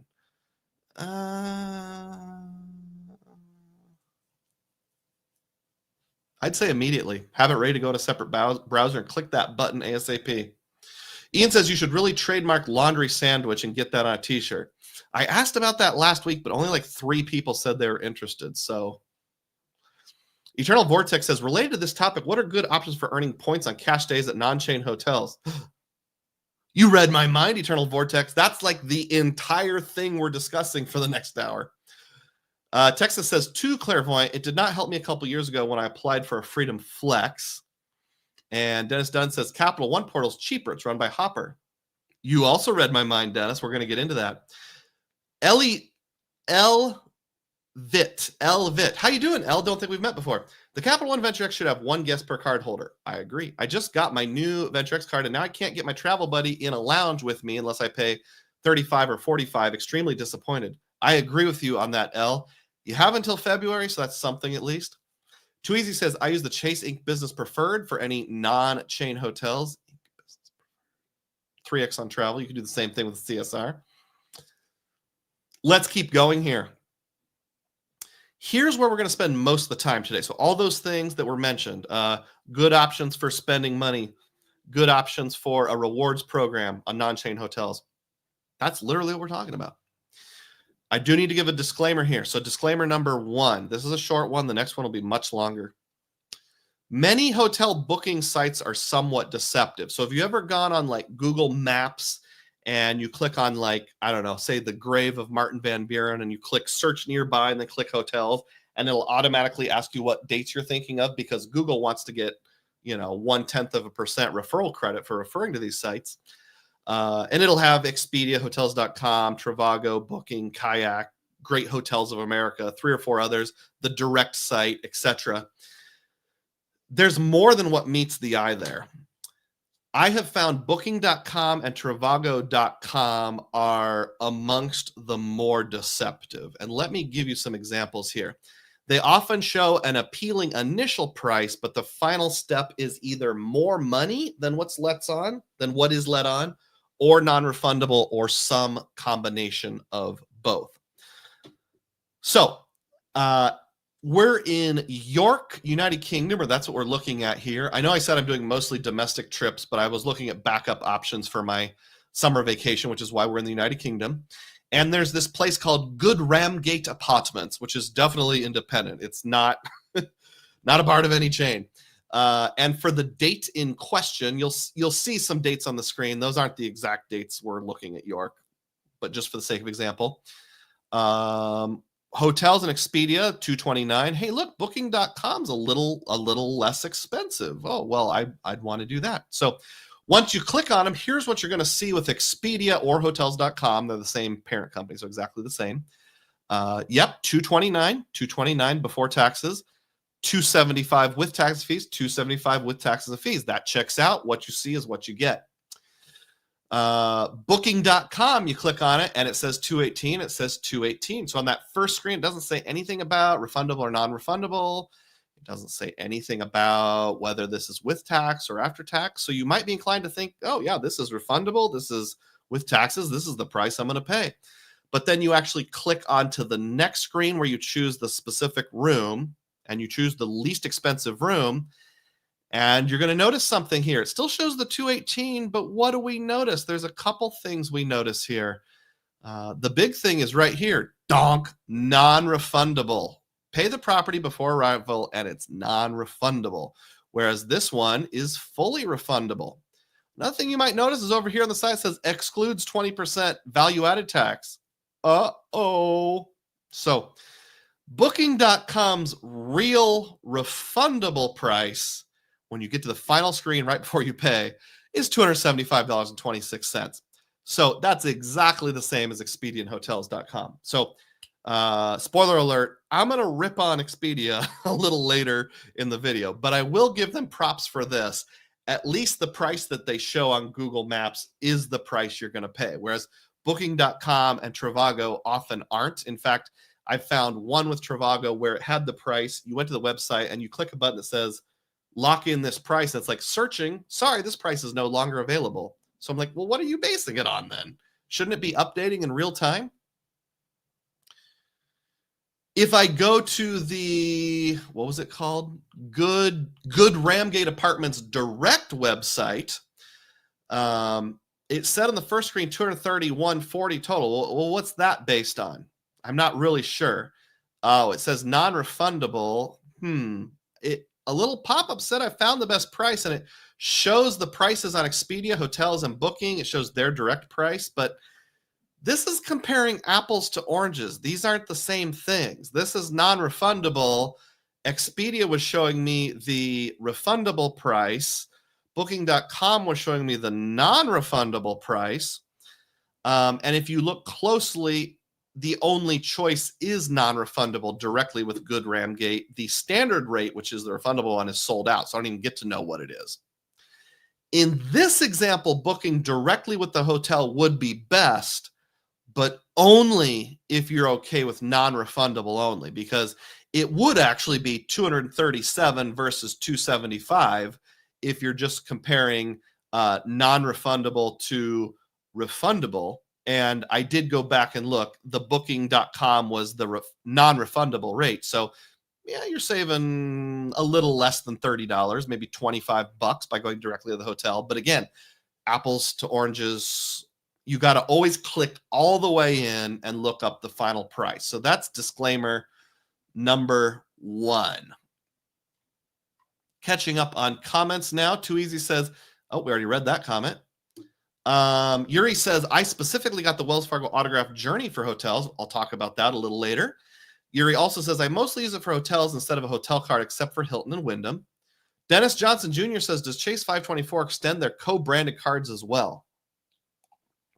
Like the Marriott Bonvoy Boundless. Officially, yes, but unofficially, sometimes you can get around it if you're lucky. Anna asks, are you trying to get the Ritz card? Let's hold that thought, because somebody asked me about that in the community tab, and I'll address that at the end of the discussion today. Yuri says to Anna, yes, he is. And QCMA says, non-chain hotels, a good way to use portal credits like VentureX $300 credit. Yeah, that's true. Yuri says, oh, this was about Yuri's application. Ian thinks he should have it ready to roll and do them both at the same time. Anna's debating getting a Ritz card. Yuri is, I'll do that and hope Chase won't kill me. And there's no debate. You should get it, talking about the Ritz-Carlton. And Dennis says, good tip on refundable versus non-refundable. Thank you. Well, thank you, Dennis. I always go for refundable. I suppose I could think of some other things, but even the Hiltons I'm paying cash for this summer trip, I chose refundable, because what if one of us has a terrible accident 3 days before departure. I suppose if it was like, I'm literally at an airport in Raleigh, North Carolina and need to check into a hotel in 5 minutes, then I would do non-refundable. But other than that, no, I'm always going to do refundable. 90 people on board. That's pretty good. Keep clicking thumbs up. Keep making comments. Keep dropping donations. Even a 99-cent super chat tells the algorithm, hey, more people can watch this. Do you think there's any chance we could clear 100 concurrent viewers for the first time today? Keep an eye on that and let me know if you see it. I see 88 right now, but sometimes StreamYard's a little behind schedule. All right. So I gave my minor disclaimer, and I'm going to blow my nose real quick. Man, I don't know how radio hosts do it that have like 3-hour shows. I guess they have commercials. That's how they can not blow their nose on the air. That was my minor disclaimer. Now it's time for my big disclaimer. OneKey status is meaningless when it comes to price. Now, there might be other advantages like a bottle of wine or something like that. But in terms of the price you pay, OneKey status is meaningless. I know that's very harsh, and I'm hoping the good people at OneKey don't watch this and come after me with a restraining order or something like that. But let me prove it here. I prove things. I don't just speculate. So my wife got the OneKey Plus card about 8 months ago, and the reason we got it was not because we want to be invested in Expedia or Hotels.com or VRBO, which are the 3 groups that share the same reward program, OneKey. It's because I wanted to investigate hackability. Now, the card itself has a $95 or $99 annual fee, and they give you $100 a year in OneKey credit. So it kind of pays for itself. It's sort of like a coupon to use in their portal. It's basically a clone of the City Premier card, or is it Prestige? The $99 one. City Premier card, but not City Strata Premier now. But instead of earning City points, you earn OneKey cash. It gets 3x on travel, but only through these 3 sites, gas, grocery, and dining, and then it earns 2x everywhere else. So kind of a good card, but only if the value is really valuable. Now, I thought to myself, I want to explore hackability and see if the things they say about my gold status, because this card also gives automatic gold status, are really true. Take a look at this statement down here. It says you'll get automatic gold tier in the OneKey rewards program with savings of 20% on or more on over 10,000 hotels worldwide with gold member pricing. Well, you know what I have to say about that? Dwight Schrute's going to say it for me. False. False. False. Verifiably false. How do I know this? Let's look at an example here. So here's the Rogue Regency Inn in Medford, Oregon. And I just want you to notice something real carefully here. Look at that little yellow box that says gold price $27 off. I zoomed in on it for you. It makes it look like if you don't have gold status, if you have some lesser status, you're going to pay $135. But because of your gold status, you get $27 off and only pay $108. False. That is untrue. Quit lying to us, OneKey Rewards. On Thursday, just 2 days ago, I did a members-only live stream that was interactive, and I asked the members to help me out. I'm probably going to miss a few, but there was people like Manuel, John McKinstry, John R., David, Mike, RemGB, and probably a few other people who cooperated. I'm sorry if I didn't get your name in. Just tell me if I missed your name. There was about 8 people or so who said, yes, I will take the time to log into Expedia. Some people had no status. Some people had blue status, which is the entry-level status. You don't have to have a credit card. You don't have to stay a single night. You just sign up and you just get it for blue status. And some people like me had gold status. I don't think anybody on the live had platinum status, which is higher. And I said, hey, everybody log in. Tell me what you get on this exact date, this hotel, and this exact room. And we compared notes. I have my high quality graphics here where I kept notes. I kept the receipts. This is real research here. So what did the research reveal about Expedia, Hotels.com, and VRBO? So 5 to 7 people looking around. Out of 8 samples, now I actually did 12 samples, but I just randomly pulled 8 of them to analyze. My price with gold status was better than the blue free status or no status at all 0 times. My price was the same as blue or no status at all 4 times. The price offered to me was worse than blue or no status 4 times. So out of 8 times, my gold status gave me advantage 0 times. And this is with removing the lowest price result other than mine in each sample, just because I want to throw out the best and the worst. So even throwing out the worst, people with the free status and people with the no status at all still beat me. Here's some OneKey considerations. There are occasional status perks like free parking, a $15 food credit, or a free bottle of wine. I have thoughts on this, like they are fairly minor, and I also don't know what my confidence level is if I show up to the Rogue Hotel in Medford, Oregon, and ask for free parking. Are they really going to know to give it to me? Also, what was funny is several of the hotels said you get a $15 food and beverage credit, 1 per person per stay. So even if you're staying 5 nights, you get to use your $15 coupon once. So while there are perks, they're not exactly Hilton level perks. It seems like this is algorithmically based, where things like where you live, how you're logged in, whether you're repeating searches impact the price that shows, whereas status doesn't. But this is unclear. One time I used an incognito window with no status and got the exact same price as I did when I was logged in with gold status on a specific hotel, on a specific room, on a specific type, like refundable, on a specific date. But then I went to duplicate it with a different hotel and was unable to duplicate that result. So one time I got the exact same price on gold that I did on everyone else, even though it said I'm getting the gold price. Another time I did save like $15 by having gold status, although I speculate if I had blue status, I probably would have gotten the exact same result. Here's some more considerations with OneKey. This is the takeaway. Expedia or hotels.com can still be a good option, as they are the best price at times. And as far as I can tell, like we looked at on the Google Maps example in York, the price up front is real from what I can see. However, you should not use them just because of the rewards program. So if you see a pop-up that says you're saving 10%, 20%, you're saving $28 because you have gold status, just ignore that and compare the price that's showing on your screen to direct payment with the hotel and whatever other portal you want to consider. This also makes the OneKey card less appealing for those in our community, and I might even say not appealing at all. Now, if you're someone who is like, I want a one card solution for everything, and I don't even want to try to learn transfer partners, I could maybe see it, because having one card that for a net no annual fee gets you 3x on the portal itself, dining, groceries, gas, and then 2x everywhere else, it is kind of a one-stop shop. I get that. Like I know Joe Barreto said he recommended it for his sister because she just wants one credit card for everything. I could even see recommending it for like my sister who wants one credit card for everything.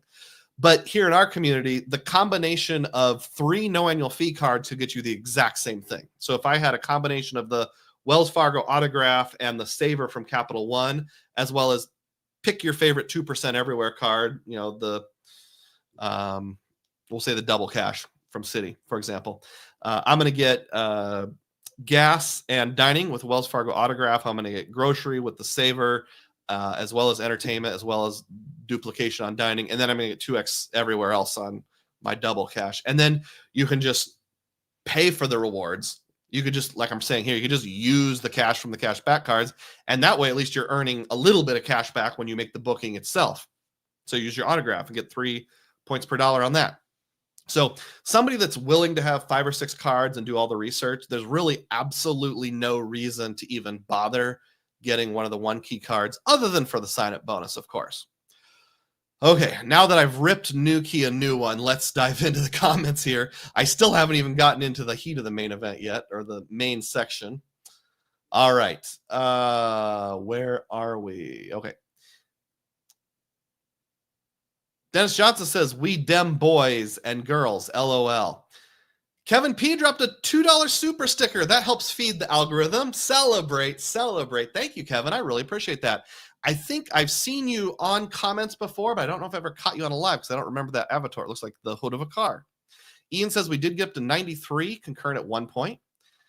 We already talked about that, but thank you for answering, Bill. Ian says, I just got platinum status with Delta. All 5 of my booked flights were automatically upgraded to Comfort Plus. Sounds like the Delta status matters a whole lot more than the OneKey status does. If OneKey ran the plane, they would say, you can sit in Comfort Plus for the first 10 minutes of the flight. Then they'd make you move back to basic economy. JP says, these companies will pretend like you're getting a deal when in actuality, they're just playing with human psychology and our fear of scarcity. I've worked in retail and most deals are fake deals. Yeah, you got to do the research. And you summed up everything I said nicely. So I took 10 minutes to say what JP Knowledge just said. Thanks, JP. Dennis Dunn says AARP uses Expedia. MR says, now you have it. I'll never want to go back. It's addicting. I'm assuming talking about Delta status.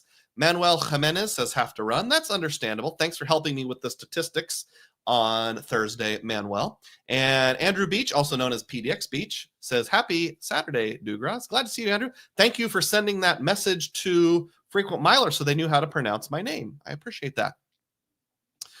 Let's move on here. 83 people on board. Please keep hitting the like button.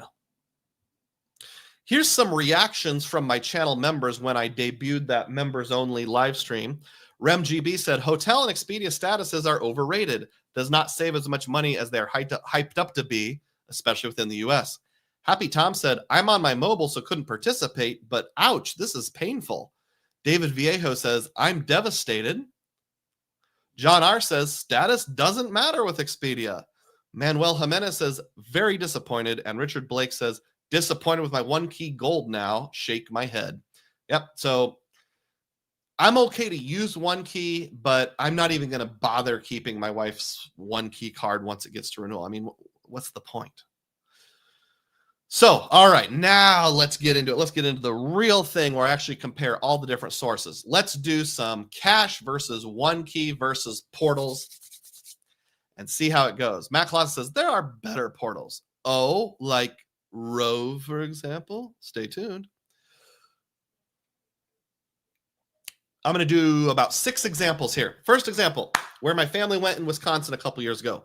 The Blue Wave Inn, Ashland, Wisconsin. Yes, I did compare this to Vacasa last week, so this might look familiar. On October 1st through 3rd, 2025, we're going to stay here, and we're going to pick the room called the Captain's Quarters.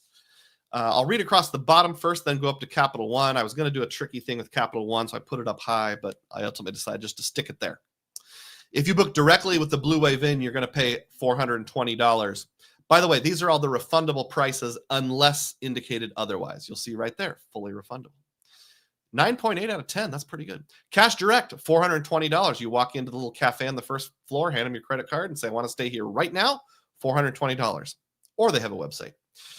You go through OneKey, hotels.com, $420. Well, good on OneKey. Hey, at least they're matching the cash direct price.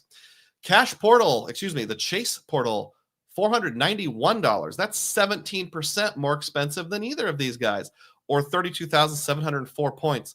Well, that's disappointing. Imagine having the Chase Sapphire Preferred thinking you're getting 25% more value when you pay with points, but you're really only getting 8% more value. And then the Capital One portal, almost as bad at 16% over the direct price, $487. Those of you playing along, watching this live, what I'd like you to do is as we go through our 6 examples, just make a tally mark or write down which one you would use with each example. You don't even have to write the name of the place. I mean, you can if you want to, but just like number 1, which of these would you do? I would do either cash or hotels.com. Doesn't really matter which one. So I'll say OneKey, just because, maybe a little easier to navigate the website. Example number 2, you're going to go to Mount Rushmore. You're going to stay at the Roosevelt Inn in the One King bedroom, and you're going to do it on November 3rd through 6th of this year. If you pay cash directly to them, you're going to pay $502. If you go through OneKey, hotels.com, you're going to pay $442. Well, that's a little bit of a weirdness. Now, I looked this price up before Thursday when I knew kind of what was going on, so I'm not sure how accurate this result is. And of course, if you search on Wednesday versus Thursday, the prices might change. So for the sake of consistency, I left it. But it told me this was as a gold member. If I logged in incognito, it was $552, $100 more. Now, I have a speculation if I had any status at all, including blue status, I still would have gotten 442, but I can't say that for certain because I didn't screen capture it. If you go through the Chase portal, you're going to pay $552 or 36,826 points. That's 10% more than the cash direct price and 25% more than hotels.com. So, well, there goes your CSP, 25% more value. Hope you have a CSR. If you go to the Capital One portal, you're going to pay $453, which is a 10% discount compared to the direct price and 2% more than OneKey. Now, this is example number 2. We'll just say Mount Rushmore. Write down which one you would choose. I would choose the Capital One portal. It's $11 more than hotels.com, but I'm going to earn 10x by booking it. So that would be 4,500 points, move the decimal 2 places. You're going to get at least $45 in value. So you're really only netting out like $410. I would much rather have the 4,500 Capital One points than whatever little crumb hotels.com throws at me. Probably $5 to $7 in OneKey cash, maybe 15, something like that. So Cap One wins on this one for me, the Capital One portal. Catching up on comments here. Andrew says, only redeeming quality of Expedia is the buying site provides cash back, including Rakuten. That's a good point. I have not factored that in. Someday I probably should, but it would take weeks. He also says, data point, the Mesa card provides 3x on taxes. Any taxes. Awesome. John points out that there's 78 people watching, but only 62 likes. Come on, man. Is Chase refundable compared to the other ones? Yes. So again, unless I specify otherwise, everything you see is the refundable price. Dennis says, I do direct price versus Capital One portal, and I get the 5% back. So you must have an autographed journey or something like that. Matt Affleck says, I'd use the Aeroplan card and pay self back with Chase points at 1.625, and then the cash booking as well. Downgraded CSR to CSP for 100K and getting Aeroplan this week. I'm not sure what you mean by downgraded CSR to CSP for 100K. Probably what Matt did is downgraded his CSR to a Freedom Flex or a Freedom OG or something like that, and then applied brand new for the CSP. That's my guess. And getting Aeroplan this week, $99 for 1.625 portal instead of 1.5. I agree with you, and I'll talk about that a little later. By the way, is that a picture of Dougie McDermott there in your, I can't tell, in your profile? Good to see you, Matt. And JP Knowledge says the Capital One portal is good. They will also reimburse you when the price drops. They did it for me. I will use the portal in the future without fear. That's good. I was looking for some data points, so I'll tuck that away. We'll talk a little bit more about the Capital One portal when we get through our examples here. As the Stormtrooper said, move along, move along. Example number 3, this is the Redwood Coast, or in other words, Northern Coastal California. Happy Tom let me know the town of Trinidad, California is a pretty nice place. And there's a place called the Viewcrest Lodge. Let's stay there. The cash direct price with the Viewcrest Lodge is $667. With OneKey, it is $737. The Chase portal comes in at $794, which is 19% more than the cash direct price, 8% more than the OneKey price, or you could use $33,143. So again, Chase portal all 3 times has disappointed us by having fairly dramatic markups over other ways of getting those rewards. Now you're like, Dugroz, why aren't you showing the Capital One price? Well, the Capital One portal didn't have this property. I'm not sure why, but it just wasn't an option. So there's a little shortcoming there. Example number 3 here, we've got Redwoods. Which one would you pick? I would pick cash direct. It's much better. You're saving 80-ish, 70-ish bucks over the second best option. Let me know if any of your examples, you're choosing a different choice than I am. Example number 4, the Hyatt Place in Panama City Beach, Florida. This is December 5th and 6th, 2025. We've got a standard king room, refundable, and this does have a resort fee. Now, you might be thinking to yourself, like, Doug, this is not a non-chain hotel. You may have heard of this large hotel company before called Hyatt. I was actually researching something else and wanted to look it up anyway. I stayed at this hotel. So I've mentioned this story before. Growing up in the 80s and 90s, my family took a vacation to Panama City Beach, Florida about every other year. From the time I was like 4, maybe not even the time I was like 2, until I was in my early 20s. And we drove most of the time until I got into my 20s. Then we flew once, I think. There was right where Beachfront Road meets Powell Adams Road near the Dan something Pier, if you know where that is.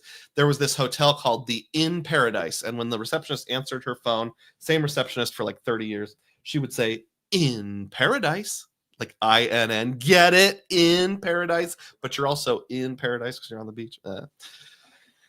That hotel was torn down about 4 years ago and turned into a Hyatt Place. So in honor of In Paradise, the Hyatt Place in Panama City Beach is going to make the list.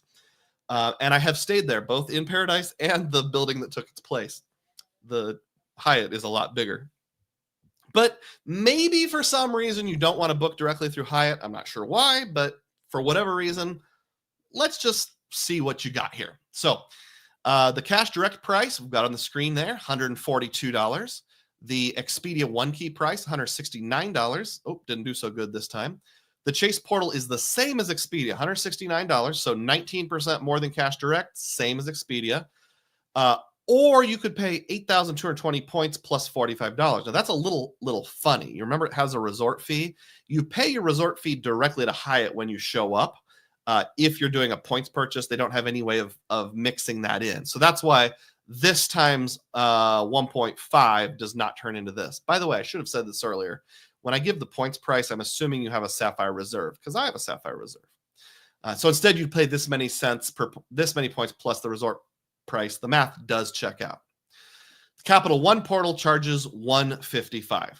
So which of these would you use? Let's assume, for the sake of argument, you're not going for any kind of status with Hyatt. I would probably use the Capital One portal if you're not going for anything awesome with Hyatt. Yes, it's $13 more, but it's like close enough. You're going to earn 1,500 Capital One points, which is worth more than $15, and you might be able to transfer it to Wyndham or British or Virgin and get a better use case. Does Capital One have Virgin? I think they do. Virgin is one of the most promiscuous programs, which is ironic for a program called Virgin. So I would go with Cap One here. I think you could make a good point for cash direct, even if you don't have any desire to pursue Hyatt status. Better pause for comments in case I just ticked off a bunch of people there. Where were we? Ooh, we talked about that. Yep. What's the highest Chase transfer bonus to Aeroplan? 20% is all I've ever seen. Happy says, I'd book Capital One every time, then call it a price match. Is this what you meant, or am I cheating? You're only 1/4 cheating, Tom. Let's move along, and I'll talk about that a little later. Matt Affleck says 20% now is the highest. Yep. And JP Knowledge says, I've seen it one time at 30%. That's Aeroplan when they first joined Chase, but it's typically 20%, additional 10% if you have the card. I think for the last 3 years now, they've done 2 20% bonuses every year. I think that's the pattern. At least that's the pattern we're on. Matt Affleck says, learned about pay yourself back from you, JP. Thanks for that video. Awesome. Texas Dog drops $1.99 and says, I like Capital One portal price drop protection. Celebrate. Thank you so much, Texas Dog. I appreciate that. That drives more viewers in. Anna says, thank you to both Matt and JP, and we're all high-fiving each other here. And Dennis Dunn says, you just proved why everyone transfers their Chase points. Have you had something you've suspected for a long time, but you've never been able to prove it? That's where I'm at right now. Texas says, I find Amex more expensive than other card portals. So there's a old-timey content creator named Waller's Wallet. His real name is Dustin, who hasn't made videos since like 2021, but he did a very thorough comparison of like Chase, Citi, Amex, buying direct, and maybe Capital One, although I don't remember if they were as popular back then. And one thing I remember was that they're all bad, but of those, Chase was less bad than Citi and Amex. So Citi and Amex were the worst offenders. Rodrigo says, does Best Western exist in the credit card community? Never heard anyone mentioning them. Guessing they're bad. They don't really exist. There is a niche use case for Wells Fargo. Please search my channel. I did a breakdown on Best Western, and I did a whole live stream on the topic once. Or maybe the live stream was the breakdown. So I know I've talked about them. First National Bank of Omaha issues, or at least did issue their card. I'm not sure if they still do. If you want to get into Best Western, they're worth. The problem is you have to be really into Best Westerns, and that's mostly like roadside, road trip type hotels. Matt says, Best Western doesn't have a ton of aspirational properties, but they're pretty decent on the road trip model. Hey, Matt and I are on a brainwave here. No transfer partners, and their cards are at best okay. What up, everyone? Okay. So we've gone through 4 examples now. Nobody cut my head off for even considering a Hyatt property. This is just an interesting little bonus. I shouldn't have taken my break for comments. So I'm still talking about the world of Hyatt. So the best price available is cash direct at $142. Now, remember what I said? I will only do refundable unless otherwise indicated. As a bonus, Expedia did have a non-refundable option, which was $45 pay immediately, and then pay $45 as the resort fee when you arrive on property.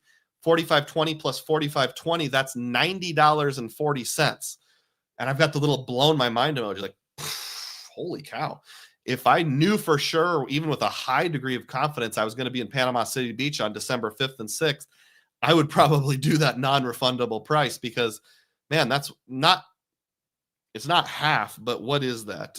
90 divided by 142 is, oops. I need a new calculator badly. If anybody wants to mail me a new calculator, that would be awesome. I like this exact model right here. Big buttons and everything, but the little thingy's coming up. 63%. So you can pay 63% of the face value if you're willing to go non-refundable. All right. Next one.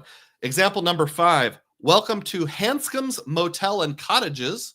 This is in Bar Harbor, Maine, just outside of Acadia National Park in coastal Maine, July 25th through 28th. That's 25th, 26th, 27th. 3 nights, 2025. And you're staying in cottage number 3, refundable, of course. The cash direct price is $1,095. The OneKey price from Expedia is $1,183. The Chase portal is $1,230. Non-refundable only. So there's a, they don't have a refundable option. So it's still 12% more than cash direct, which is refundable, and 4% more than Expedia, which is refundable. Chase, come on. You're killing me here. You're killing me, Smalls. Capital One, again, not available. I don't know why. It just didn't show up in the Capital One portal. So portal. Well, I wouldn't do Capital One because it's not an option, and I wouldn't do Chase because it's the only one that's non-refundable. So I got to pick between OneKey and Expedia. Realistically, I probably wouldn't book this property at all. $1,000 out of pocket, real live cash is way too much for me. I would hope to find a Vacasa or something like that. There's got to be some in coastal Maine. But if you force me to choose, yes, at Bar Harbor, I would do the cash price. That's what I'm keeping on my scorecard. You guys got your scorecards going? I sure hope so. Next up, example number 6, and I think this is the last of the examples for this sort of thing. We're going to hit close to home here. I've got the South Fork Motel in Bloomfield, Iowa. Flying Ryan undoubtedly knows right where this is. August 23rd through 26th. That's 23rd, 24th, 25th. 3 nights. We've got the 2 queen room, and it is refundable. So this is about 12 miles south of my hometown, Ottumwa, Iowa. And they have really good steak, at least according to the picture. I'll have to get there someday. Surprisingly good reviews for as old-timey as this is. I mean, look at that sign, motel check-in. And yes, Filmo, this is a motel, not a hotel. Cash Direct, $337. The OneKey program, $298. It says there's a 12% gold discount. This was before I knew about the problems that Expedia has, so I don't buy it, but the price is probably right. But I bet you Blue members get the exact same price.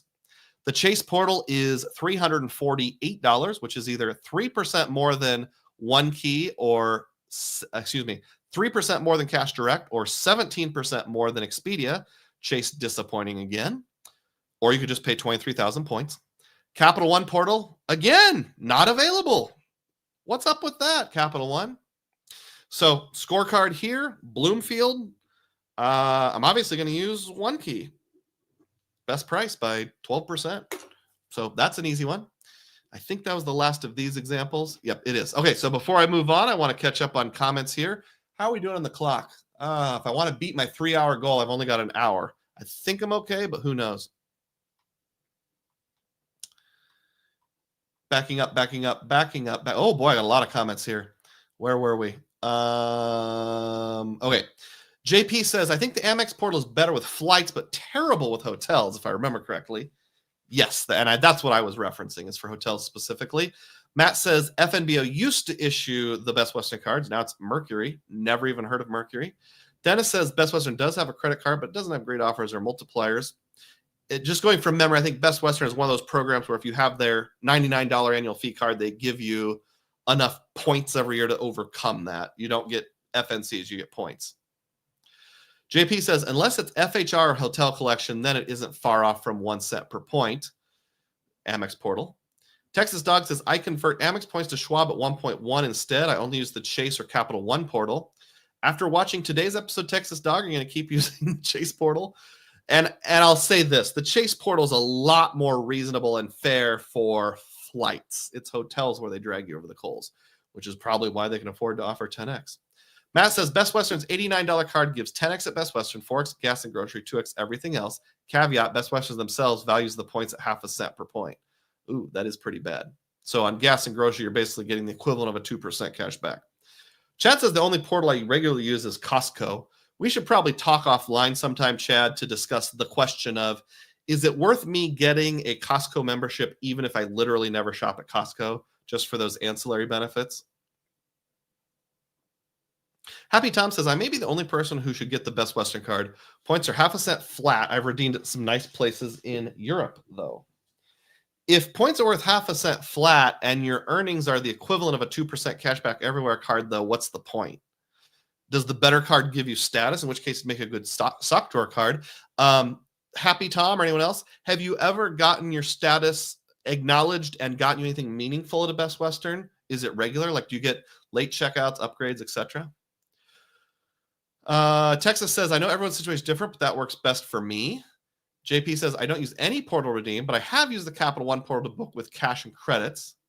QC Man says, not on the Amex to Hawaii to Alaska bandwagon, all MR being cashed out, question mark. Chad Johnson's here, says, Ottumwa, hey Dugroz, how you doing, Dr. Chad? Thanks for being on board today. Joshua NG says, hey, looks like we're hitting each other's portals. Excuse me, hey, looks like we hitting the other portals. Happy Tom says, geez, how do I get a job adding hotels onto the Cap One portal? Yeah, come on, Capital One. Texas Dog answered the question about Alaska doesn't work for me since I live in Houston and fly 99% United and 1%.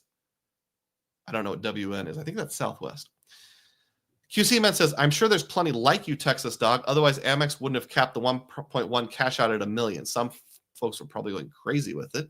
QC Man says, the Alaska thing is more about booking AA flights, but as you said, everyone's situation is different. I agree with all of that. Nobody said anything I disagree with for a little while here. Texas Dog says, I never see Chase Portal to redeem my points. I don't have flexibility to book flights with airline points, excuse me. Nick says, I'm not sure if I've just been lucky, but Chase Portal's always been only a few dollars more for hotels. Well, maybe you've gotten lucky. All I can do is report the data that I've gotten. Yeah, I would like to do 100 data points sometime, but that would just take way too long. Joshua says, yeah, Chase does overprice the portal, holds back the $50 hotel credit on the CSP, even if it's only marginal. Texas says, I will use the Chase portal. I had a typo before. Gotcha. Matt says, the Chase portal is slowly adding the ability to gain nights and stats benefits with some chains. I have a feeling they'll add a big one sooner or later. That would make a big difference if they added IHG or Marriott or something along those lines. I certainly hope you're right, but I do have a little bit of fear it's going to be like Accor and the Best Western or something like that. Happy says, my Best Western status is garbage now. Recent changes require you to pay for room upgrades, but I have a lot of work stays at Best Westerns. Thanks for the data. All right, let's move on here because Matt kind of previewed it as I did myself. We've got to also ask, how about Rove? This is a brand new option that 3 weeks ago I didn't even know existed. So massive hat tap to Matt Clausen. There actually is a refer a friend link. You get 500 Rove points if you refer. So I used Matt's link and I got 500 points. He got 500 points. And then in the description box of this video, I have my Rove link and Matt's link. I'm not sure who should be getting it. If there was a way to go every other one, I would, but maybe just flip a coin and pick one of us if you want to sign up for Rove and reward us. But use someone's refer a friend link. Don't just go there and sign up. Look in the description box. What is Rove? Well, it's a website called rovemiles.com. And I'm going to give credit to Upgraded Points here. They described it in a concise way. Rove is a new loyalty program that combines 12 programs into a single currency, allowing you to earn and redeem miles through its dedicated travel portal, each transfer at a 1-to-1 ratio. Kind of. A core live limitless doesn't. So there's 12 programs. All of them except for a core are airlines. At the very end, I'll get into what they are. Don't get your hopes up too much because with one exception, none of them are the ones we most commonly use, but there could be some value there. Rove doesn't have a Crow branded credit card. Instead, you'll earn miles through your own card. The company says you'll earn miles in addition to your regular rewards when you download the Rove shopping extension. So you can go out and buy things at CVS and use their extension, which is similar to programs like Rakuten, the Capital One shopping portal. So basically, you're going to this portal, you're booking flights, cars, hotels, whatever. For the sake of today, I'm only going to talk about the hotels. I haven't looked into the other stuff yet.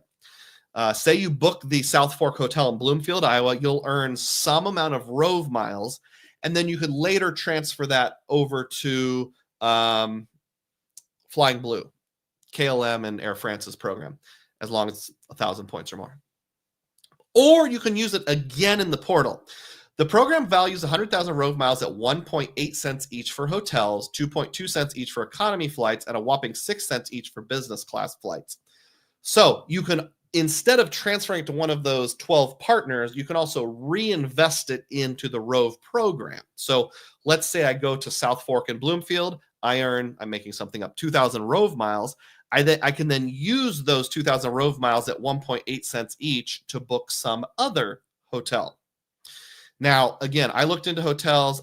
I can't verify the 2.2 cents for economy flights and 6 cents for business class flights, but I'm assuming what they mean is if you book those types of things using their own points in their own portal, that's the value you're getting, which if that's accurate, that blows Chase out of the water.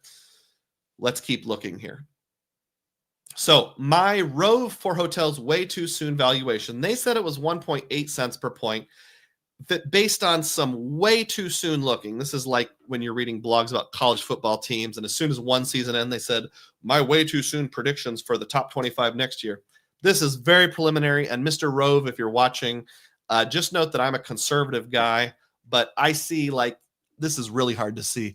1.6 cents per point, 1.54, 1.61, 1.59. So I'm going to be conservative and use a more conservative valuation of 1.58 cents per mile. They call them miles, not points, rather than the listed 1.8 cents per mile. So if you just want to do all your hotel bookings in Rove, I'm going to do some examples and calculations here to see how that shakes out.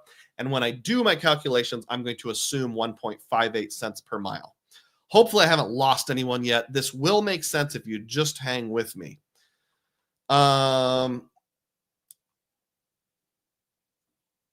We talked about Happy Tom's Best Western work status. Matt says Omni, Virgin, Citizen M, and soon Marriott. They just added someone else. This is talking about the Chase portal ability to flow through your rewards.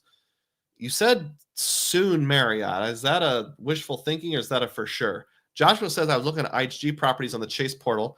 Candlewood Suites on the portal was $243 while booking through the app was $209, all after fees and taxes. Yep, there's another example of how they get you. Texas Dog says I'm trying the edit for Vegas because they claimed Marriott would give me credit for staying at the Bellagio. I'll find out. Josh says I was looking at dash cams a few days ago. Take me to realize the Rove loyalty program, not the dash cam. Matt says, what chains is Chase doing that with where you earn nights and get your status honored? Texas has only found it for edit. Matt says, I only know of in the edit, Hyatt, Marriott, Hilton, I prefer Omni, LHW. In the portal, Omni, Virgin, Citizen M, and they just added another. IHG also belongs to the edit. So with your non-fancy hotels, it's just these. Omni, Virgin, Citizen M, and the one other new one. QC Man says, to Texas Dog, please report back with your data point there. Matt says they added Ace Hotels. Never heard of them. Texas Dog will report back. And let's grab more math here with Rove. Example number 1. I only did 3 examples with Rove because Mr. Rove didn't put the comment on my Facebook comment, or excuse me, on my YouTube comment related to Matt's video until early yesterday. So I didn't have time to look into it until yesterday evening. And I was up till 12:30 in the morning. So I'm sorry I only got 3 examples. The first example is the Hilton Doubletree in Manchester. This is a place I was actually looking at. Manchester, England, if you're wondering. Like, you know, Manchester United, who sings a song. It shows on the screen there, but that's kind of small print, a little hard to read. If you want the, this is the non-refundable, and this is refundable. It says you'll earn 8,400 miles and pay $398. I'll summarize this later because it's a little hard to read. Or you could go to the Doubletree directly, and remember that non-refundable price was $398. The refundable with Hilton directly was $386. So Hilton is a little bit better comparing apples to apples.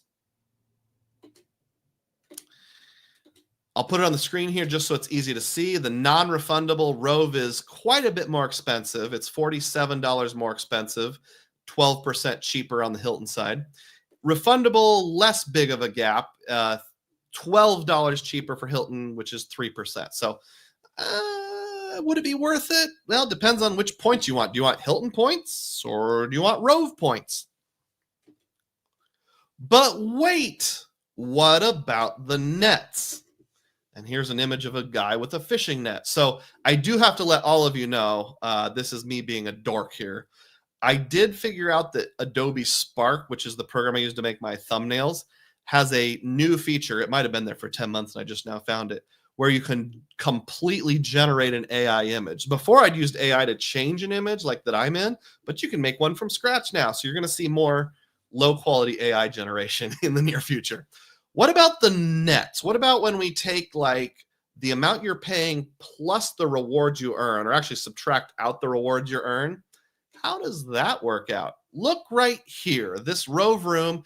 Yes, you earn $398, or you have to pay $398, which is a little more than Hilton, but you're earning 8,400 miles.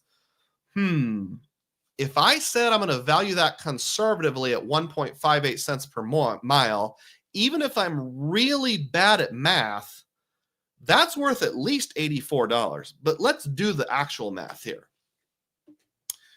So on Rove, here's the refundable, how it nets out. You've got a $398 price, and you're earning 8,400 miles. Again, my conservative redemption is 1.58 cents per mile, although it varies with properties. Some let you redeem for a better value, some a worse value. That's $133 of value that I can use towards a future Rove redemption. Now, Matt, do you know, can you do a points plus miles booking, or is it all, can you do a miles plus cash booking, or is it all just one or the other? Either way, it wouldn't take you very long to get, you basically do this 3 times and then your 4th stay is paid for. That's a net price when you take the price you paid, subtract out the future value, $265. Now, to be fair, I got to do the exact same thing with Hilton Honors. So they're refundable on the nets. You've got a $386 price, which was what, $12 cheaper than Rove. You're going to walk in with your Hilton Surpass. Yes, I know some of you have the Expire, but I'm not that fancy. I merely have a Surpass. That's going to earn me 12 Hilton points per dollar, and I'm going to get 46.32.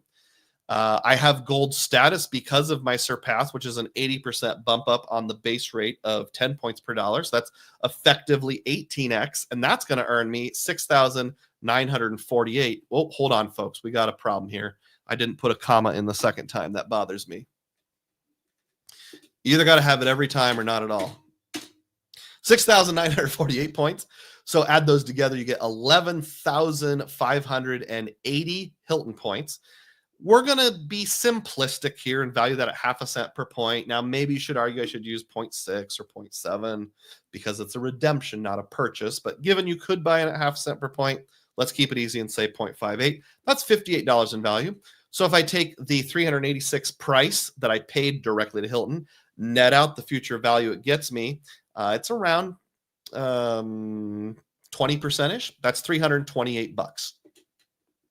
So now let's compare. So Rove netted out to 265. Hilton netted out to 200, Hilton netted out to 328.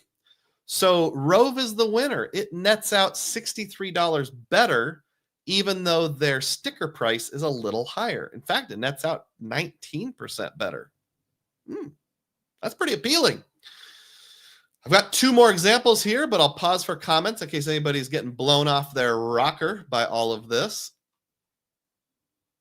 Let's see. QC Man says, like the mock NFL drafts released for next year as soon as the 7th round of the draft ends. Yeah, way too soon valuation, but hey, we got to start somewhere.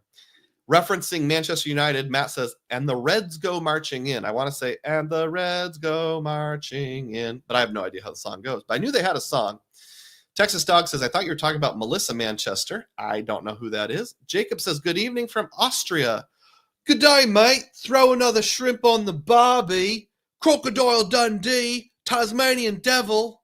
Oh, wait. Austria, not Australia. My bad. QC Man pointed out that it was a terrible year for Manchester United. Don't they have another Manchester team? I always felt bad for that other Manchester team, like Manchester City League or something. Matt says, tell them you wish the Americans would sell the team. And to my knowledge, at the moment, you cannot do points plus cash. Dennis says, I think you'd still be better off using a Capital One card with the portal and the cash unless you want hotel points. We'll do an overall comparison a little later. JP says, spend the night at the Park Hyatt, great breakfast, pool, and spa for the misses. I'm going to be at the Park Hilton in Vienna. Which hotel are you staying at? Let us know. And is it Vienna? I guess we don't even know that part.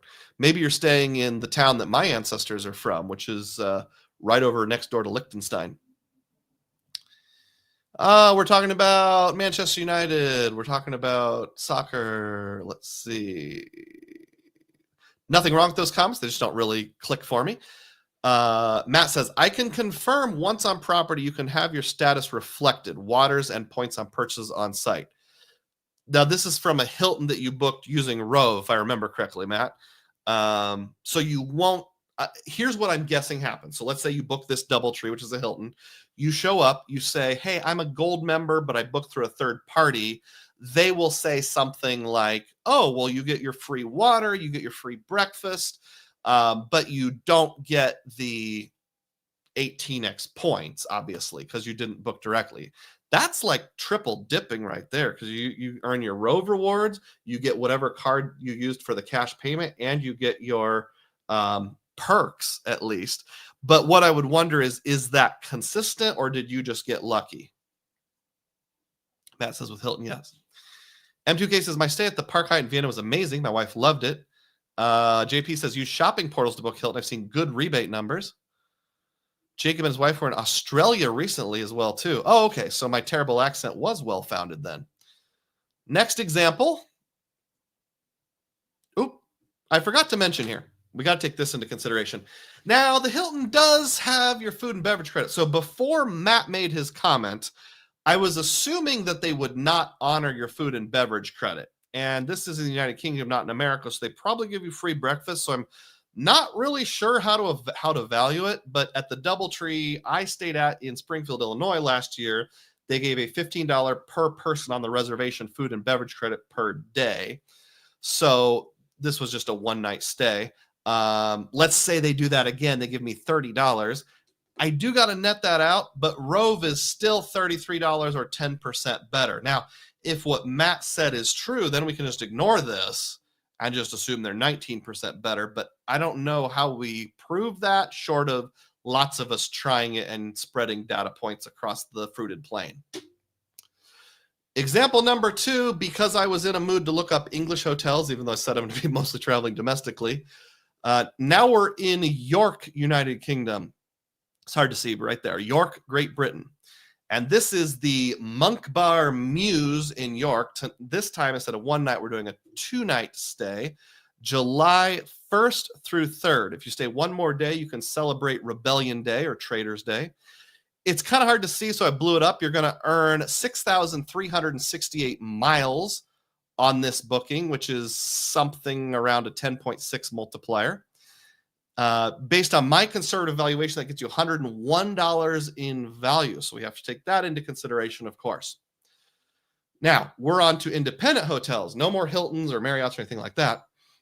So the Monk Bar Mews are available on Expedia for $549.16, and you'll earn a whopping $11 in OneKey cash there. By the way, does anybody know what a Mews is in English parlance?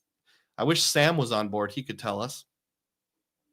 So let's break this down. The Monk Bar Mews in York, 2 nights, both refundable. Rove is $599. Hotels.com is $549, which is $50 or 8% cheaper.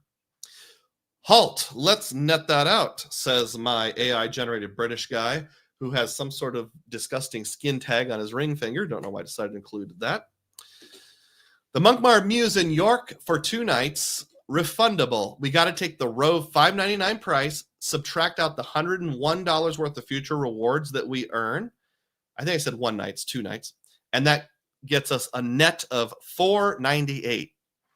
Disclaimer here, sometimes my words come out wrong, but I generally double check what I put on the screen, except when I forget a comma. So if I ever say something that contradicts what's on the screen, go with what is in writing, please. $498 with Rove on the net, and hotels.com, subtract out your whopping $11 in rewards, and that comes out to $538 on the net. So Rove nets out $40 better, which is about 7% better when you take those rewards into consideration. Oh, well done so far, Rove. Example number 3. Whoops, hit the wrong button. Example number 3, we're going to go to the Rogue Regency Inn in Medford, Oregon for 1 night. Again, this is refundable. This is what it looks like. We have no idea what the rooms look like, but there's a bottle of champagne on the big busy businessman table. That's important. Again, independent hotels. Again, these dates are dates I'm not literally planning to travel. The last example, yes, I am going to York, but not looking at the hotel for the dates listed. $151.17. This is a fairly inexpensive hotel, but these Rove miles, if you use the 1.58 valuation I mentioned, are going to be worth $60. Oh, that's pretty compelling. You could instead go to Expedia. And by the way, both of these last 2 examples where I listed hotels in Expedia, I did my standard Cash Direct, Expedia, portals, all that comparison to figure out which was best. And in this case, Expedia and hotels just happened to be best. It's only a sample size of 3, so take it for what it's worth. They will only ask $108, and you'll earn a whopping $1.92 in OneKey cash. This is a dog-friendly room. I checked in both places. I don't have a dog, but maybe you do. All right, so for the Rogue One Hotel out there in Oregon, Medford, Oregon to be specific, the refundable rate with Rove is $151, and with Expedia, it's $108, which on the surface is $43 cheaper, 28% cheaper with Expedia. Hold up, man. Let's net that out. So this is clearly an average-looking resident of Medford, Oregon, and AI doesn't do well with text. I told it to hold up a sign that says hold up, and instead it came out to Honda up. But it actually kind of fits because if you're higher than a kite, you're probably going to spell things wrong. So from now on, anytime somebody needs to change something, I'm going to say Honda up, man, Honda up. The Rogue Regency in Medford, Oregon, refundable. The net with Rove, when we subtract out the $60 in rewards it's going to give us, is $91. When we subtract out the $2 in rewards that Expedia is going to give us, it's $106. So on the net, once again, Rove nets out $15 better. That's about 14%. Now, I know that's only 3 examples. I will say, I will promise with my hand on the Bible of 1 million Dugroz points, I did not pre-plan these examples. I didn't cherry pick them because I knew Rove, slip of the tongue, Rove would be better. I just picked 3 random places. Well, the first one is one that I was actually looking at, but I didn't pick it because of Rove. So what is our tiny 3 hotel sample of Rove showing? Again, way too soon returns, but here's what we know so far. The DoubleTree in Manchester is 10% better than the direct, even if you subtract out the food and beverage credit, which if what Matt gets is common, then it'd be even better.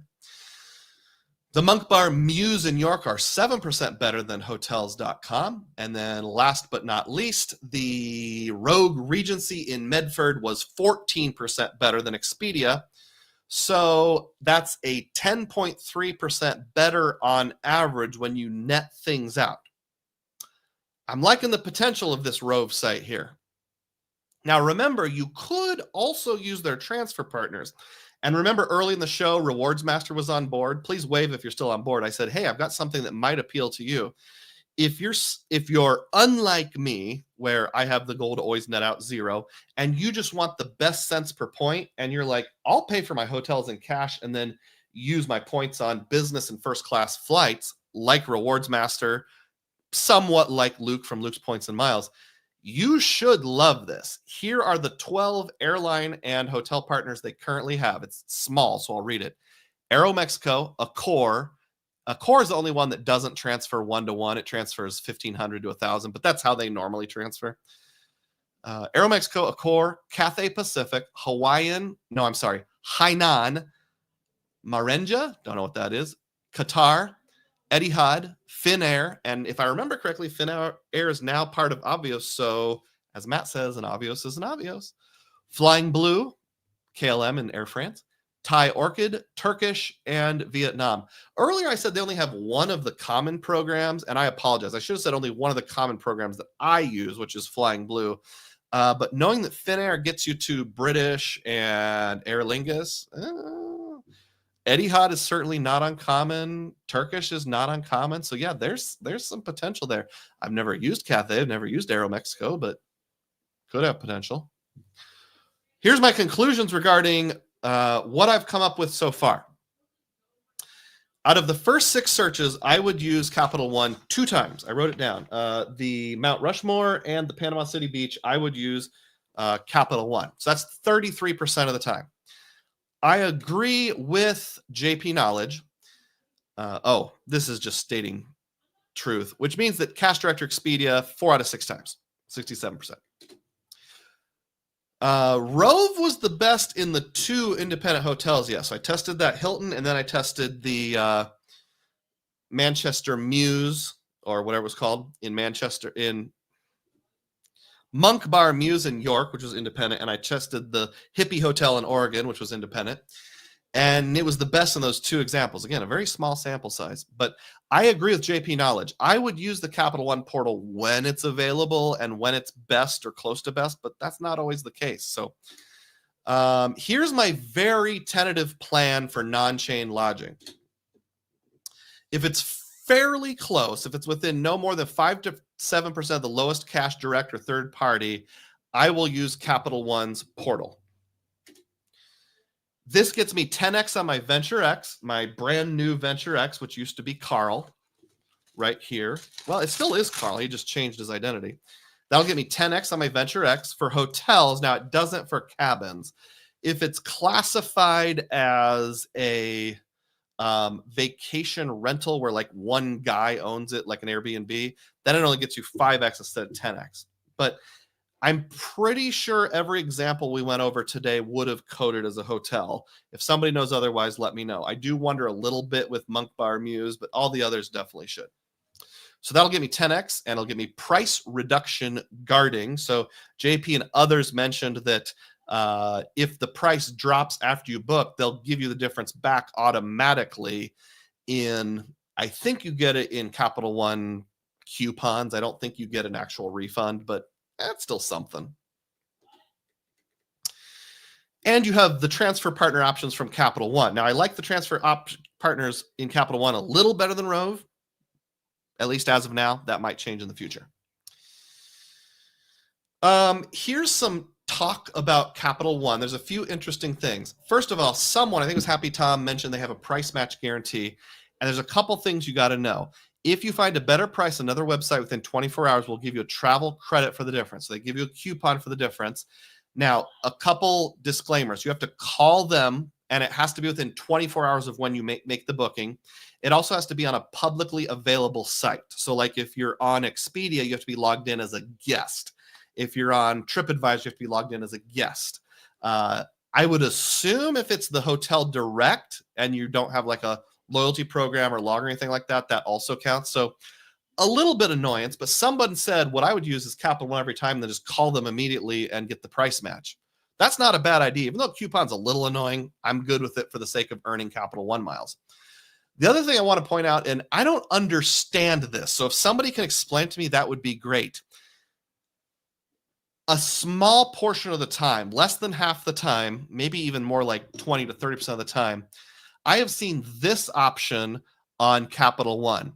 You can book a refundable option for nothing extra. You can book fully refundable by the hotel, which is what we normally think of as fully refundable, for an extra $20, 20 out of almost 400. So we're talking, what is that as a percentage? 10% would be 40. So it's like 5%. Or fully refundable by Capital One for $58. You'll notice the dates are different. The hotel, you have to cancel by October 29th. With Capital One, you get an extra 4, 5, 6 days to cancel until November 3rd. I think that's an extra 5 days. 30 days, half September, April, May, and November. No, April, June, and November. Yeah, 30 days. So 30th, 1st, 2nd, 3rd. You get an extra 4 days to cancel with Capital One. Also, I would assume if you let Capital One handle the cancellation, all you have to do is go in and click a few buttons. Whereas if it's cancelable by the hotel, you have to call the hotel. If anybody knows what that is like, if anybody's ever used the refundable by Capital One option, let me know, because I don't really understand that, at least not fully. Oh, this is on the price match guarantee, the fine print. For reservations that meet all of the criterion, we will refund you 100% of the difference in the form of Capital One travel coupons. So we already talked about that. They call it credits. I call it coupons. Now, so if Capital One isn't the best or close to the best, then I'll go with Rove. And I can slide that scale depending on what I find out about price matching and that refundable by Capital One option. I like one master rewards program for all boutique hotels instead of a little here, a little there. So even if Rove was like on the net, maybe $20, I kind of like keeping all my rewards in one place once we net it out. I don't want to talk about what cards to pay with yet because I am needing to catch up on comments because I was just wanting to push through and get to my strategy here. Oh, I'm sorry I showed you that whole thing in non-slideshow mode, but hopefully it made sense. There we go. Okay. Whew, a lot of comments. I got to go way back. Way back. Talked about that. Okay. We're talking about English football. We got past that. Let's see. M2K said, oh, we already talked about that. We talked about that. Use shopping portals to book Hilton. We talked about that. Matt says, I can confirm top cash back in Hilton is a solid combo. Jacob says, I'll say hi to the Irwins while I'm here. Oh, crikey, she's a beauty. I'm dead. Too soon? Jacob says, I'm in Salzburg right now and heading over to Innsbruck later. I'm not going to Vienna on this trip. Oh, okay. Man, I want to get over to Salzburg, but it's just too far away from where we're going to be. And this person, Gold Homer, says, hey, I just remembered it's time for Saturday morning Dugroz. Frequent Monitor knows how to pronounce it now.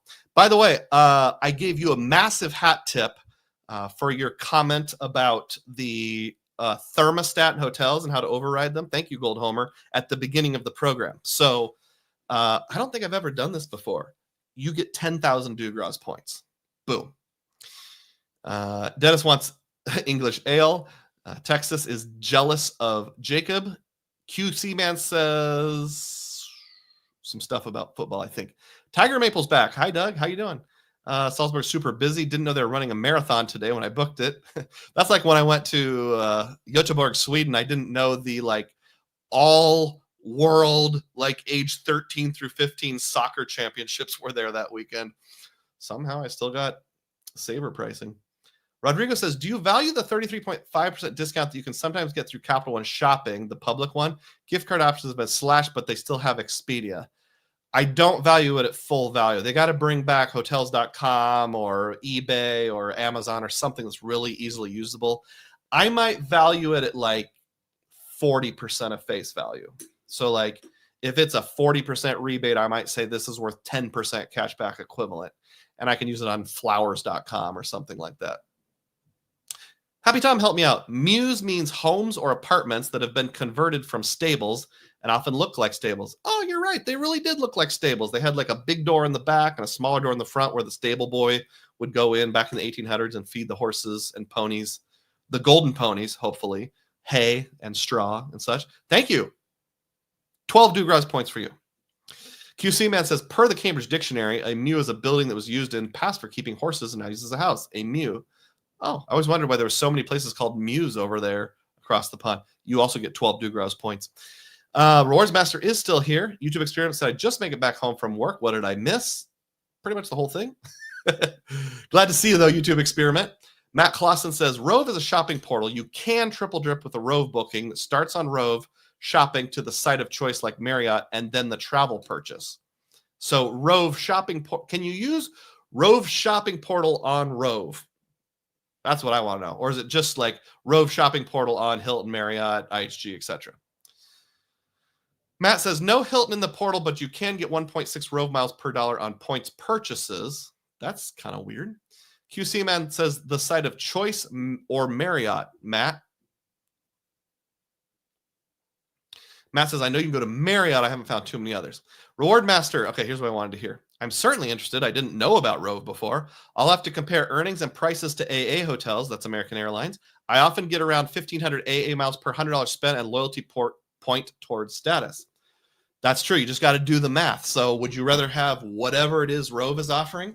Some of those hotels, they claim the value is 35% cashback equivalent. So I'm going to make something up here, but would you rather have 1,500 AA miles or would you rather have 3,000 Flying Blue miles, or 3,000 Avios as an example?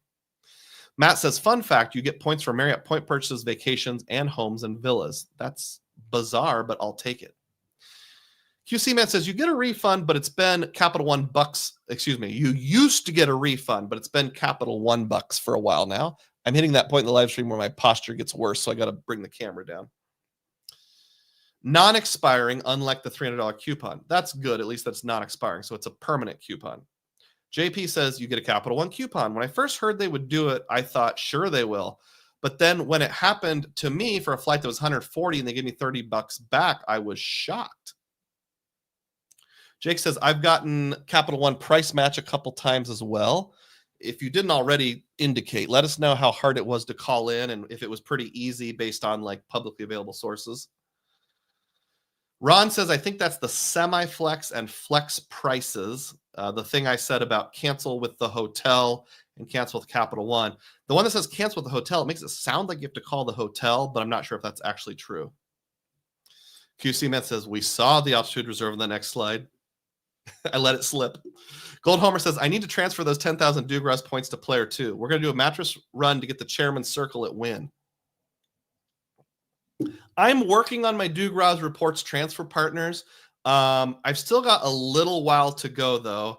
So far, we have Tractor Supply Company, Bennigan's, and Vacasa, but you can only use the Vacasas in Iowa and West Virginia. So we're working on expanding the Dugroz points transfer partners. I hope I'll get more in the future. Filmo says, golden ponies. Yes, they keep them at the Monk Bar Muse in York. I'll take a picture when I get there. By the way, I don't know if you were on the live stream last week, Filmo, when the first week, so like not a week ago, not yesterday, but a week ago yesterday, when Frequent Miler was trying to figure out how to pronounce my name, on the email I sent in, Nick read it out loud, and he said something like, if you are using the autograph in conjunction with the grandfathered Visa signature card from Wells Fargo, commonly known as the Golden Ponies card, and then he was like, well, I've never heard it called that. So hopefully I convinced Frequent Miler that is the official nickname of the card. Hey, KidCat37 comes in and drops $1.99 on a super chat. Thank you so much, KidCat. Celebrate. He says, I missed the stream, but I still wanted to support. Awesome. Thank you. I appreciate that so much. Dennis says, airline points and hotel points are always a jungle. Oh, man, we're really proving that today, aren't we? Fog Runner is here. How you doing, Fog? Says, I booked quite a bit of travel on Capital One Venture and Venture One cards, yet they would not approve me for the Venture X. Could you do a product change? If they're a Visa, I was able to do a product change back and forth. Hopefully you can too. Jake says, Price Match has taken a 5-minute call. Even my player 2 has done it. So simple a caveman could do it. Would you say that? My posture is just getting worse and worse. I have to keep moving the camera. Fogrunner says, Capital One is dead to me. It's dead to me because they won't approve you for Venture X. Gold Homer says the cents per point on those Dugroz points is going to be lit. So who's going to be the first person to walk into a Bennigan's or a Tractor Supply and say, hi, how do I redeem my Dugroz points? I've got like 5,000 of them. Filmo, I saw it shall forever be called the Golden Ponies card. It better. Thanks, Filmo. Hey, Rewards Master drops $1.99. Celebrate. I think when it doesn't have any text, it's a super sticker. Because I'm on StreamYard, I can't see what the sticker is. It might be a dollar sign rotating. It might be a little puppy jumping up and down. So if you want to describe your sticker, you can, or you can leave it blank. I don't mind. Either way. Thank you, Rewards Master. I really appreciate your patronage. I was hoping you'd be interested and would stick around for this episode because it seems like Rove is right up your alley. At least worth investigating. All right, back to the presentation here. Next question is, let's talk about which cards to pay with. So if I'm going to be paying through Rove, if I'm going to be paying occasionally direct, occasionally with Expedia, and I said earlier after beating Expedia and the OneKey program over the head with a wet noodle that it's not really worth it, I'm gonna gotta be paying with something. So what am I going to pay with? Well, if I'm using the Capital One portal, I'm going to use my Venture X to get the 10x miles. The U.S. Bank Altitude Reserve will be for Rove with the Aeroplan as a backup. Now, this brings in some of the things someone said earlier. I think it was the guy who I said had Doug McDermott for your avatar. Yeah, I am willing to use the Aeroplan. And I say backup in the sense like if I don't have enough altitude points with U.S. Bank to do real-time rewards, then I would go to Aeroplan. Of course, I would prefer the Altitude Reserve because then I'm earning 3x instead of 1x. The Altitude Reserve is particularly compelling since you would presumably get real-time rewards, 3x altitude points, and Rove miles. And then if you go through a portal, I don't know, I don't think you can use the Rove shopping portal to book Rove. I think we determined. I'm guessing they baked that all in. For the same reason they don't offer a Rove credit card, I think they realize we're just going to put all the value into the portal. We're not going to build within it, but you can get other people's values. So they would basically let you triple dip. If I use Rove to book with the Altitude Reserve, I get the points earned on the card, I get to use real-time rewards, and I get my Rove miles, which is pretty cool. Why not the autograph journey? Like 16 different people have mentioned that. There's a couple reasons. The first reason comes down to how I'm assuming this codes, although I don't have the answer yet. So the autograph journey gets 5x on hotels booked directly with the hotel and 4x on flights booked directly with the airline. I asked Mr. Rove Miles this question under Matt's video, and this was 15 hours ago as of last night. He hasn't responded yet. First of all, I said, hey, I'm also a credit card points and miles type guy. I will mention you on my live tomorrow. So are you watching, Mr. Rove? If you are, please speak up. And then I said, hey, while you're here, Mr. Rove, might be Mrs., I don't know. How does a credit card transaction code through your site? Does the hotel in question flow through? Like if I book an IHG hotel, will it code on my credit card as an IHG hotel? Will, man. If not, what is it? Is it third-party travel portal, something like that? Will cards like Chase and Wells Fargo recognize it as part of the travel category? So I'm assuming, and Matt, you booked a non-refundable, so you had to pay directly. You had to pay directly to Rove. But if you book a refundable, do you wait and pay at the hotel, or do you pay Rove? It's just not charged until the day after your stay. I think it's the latter. So everything I've said today is under the assumption that Rove does not code as direct with the hotel. So you're not going to get your 5x points in the autograph journey. I would assume it's going to code as third-party travel provider, similar to Expedia or a travel agent, and you're just going to get your generic 3x on travel. So you could do the same thing with the autograph. You could do the same thing with the Altitude Reserve. You can do the same thing with the Chase Sapphire Reserve as of now. Maybe that'll change in the future. You could do the same thing with the Chase Inc. Business Cash. Chase Inc. Business Preferred. Any card that gives you 3x on general travel seems to be the card you probably want to pay with when you're using Rove for hotels, as far as I can tell. But if somebody has other data points, please correct me. I'll come back to that screen. I saw a lot of comments and stuff flashing through there very quickly. Juan Garcia also drops a $2 super chat. Celebrate. Thank you, Juan from Miami. Late for the stream, but I also want to support. I appreciate that. Thank you so much. Every little bit helps my channel and my family. Dennis Dunn says, I'll walk into Bennigan's with my buttons outfit. And you'll call them a crap fake Irish joint and then say, I need to redeem my Dugroz points, right? Fog Runner says, book the cheapest rate, use partial points, pay with a straight cash back card. That's what I'm doing now. Choice Hotels made me do that. One person said I should look into Choice even more, that it would be totally in my wheelhouse. The problem is Chase is the perfect fit sometime, but not all of the time. Choice is the perfect fit some of the time, but not all the time. So I get what you're saying. Jake says, Iowa meetup should be at Doug's favorite Bennigan's. Any excuse for a Monte Cristo sandwich.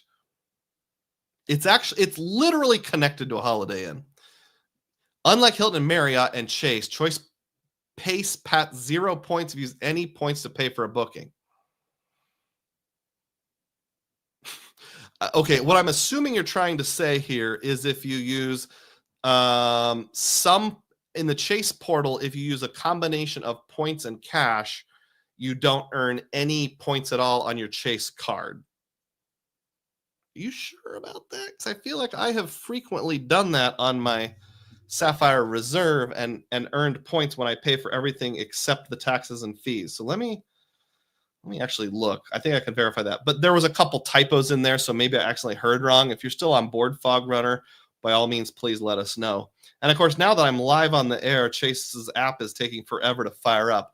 I'll come back to that. Gold Homer says, hello, Tractor Supply.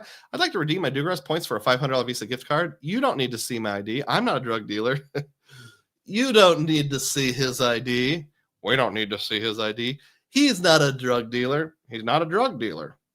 All right, so I got to go way back to the last time I paid with a mix of points and cash here. But in their portal. You know what's funny is I used a mix of cash and points in the Wells Fargo portal with my Golden Ponies card, but I used the CSR to pay for it, and I earned 3x on travel for the $8.71 that I put on that card.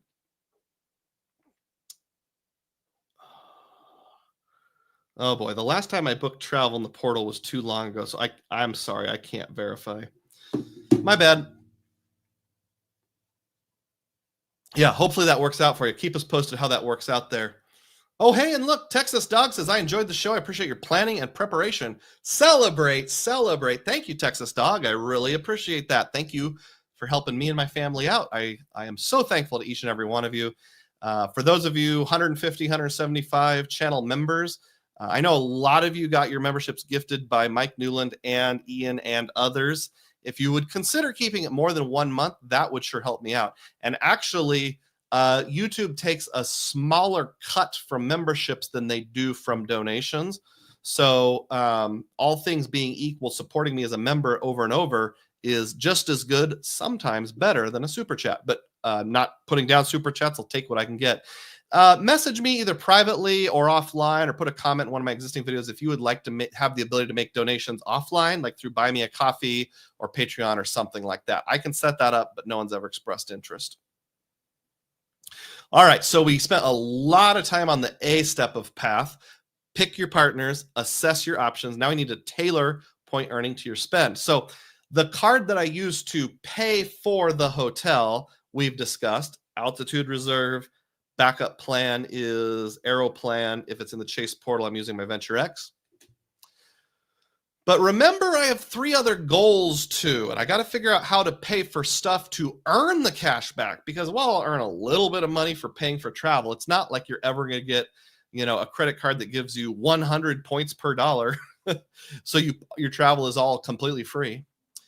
I either have to save some of my spend for those other goals or abandon one or more of those goals. So remember, Hilton is a goal, flexible domestic travel is a goal, and rental cars are a goal. So now it was almost midnight by the time I got to this point, so if this doesn't make sense, I apologize. The first episode of Path, I talked about what categories I'm going to devote to cash back for Hilton. Oops, here's the categories I have. This is based on my $57,000 family budget, what I can earn with various cards and be reasonable. So what of this goes towards Hilton? And in episode 1, I said these categories go towards Hilton: dining, Amazon, Walmart, and utilities, and maybe about half of my everything else category. With dining, I'm getting 5% on my PayPal debit. With Amazon, I'm getting 5% on an Amazon card, which I don't have right now, but hypothetically. If I get the Walmart, if I get the Robinhood Gold card, I can get 3% on Walmart. And then half of this, again, 3% with Robinhood or something like that, $750. Utilities, I have the US Bank Cash Plus, so I'm earning 5% on that. So what did I observe? So my gut feeling was I would save other goals like boutique hotels, flights, rental cars for those other categories. I hope this makes sense. This is what I said in the last episode. I said, if I were to just predict, for the gas category, I would spend on my Altitude Reserve, my Freedom Flex, my Autograph, or my Wyndham card. I want to use my Wyndham card some, but I could also use my Altitude Reserve or my Autograph to earn points there, and that would directly apply to this current strategy, mainly Altitude Reserve. For grocery, Altitude Reserve. Saver card, since all I'm doing is getting cash back, Freedom Flex when there's a category. This made more sense in my mind when I did it at 10, 12 o'clock a.m. last night than it does now. I underlined things for a reason. Telecom, just stick with your Chase Inc. cash, keep getting 5% cash back on that.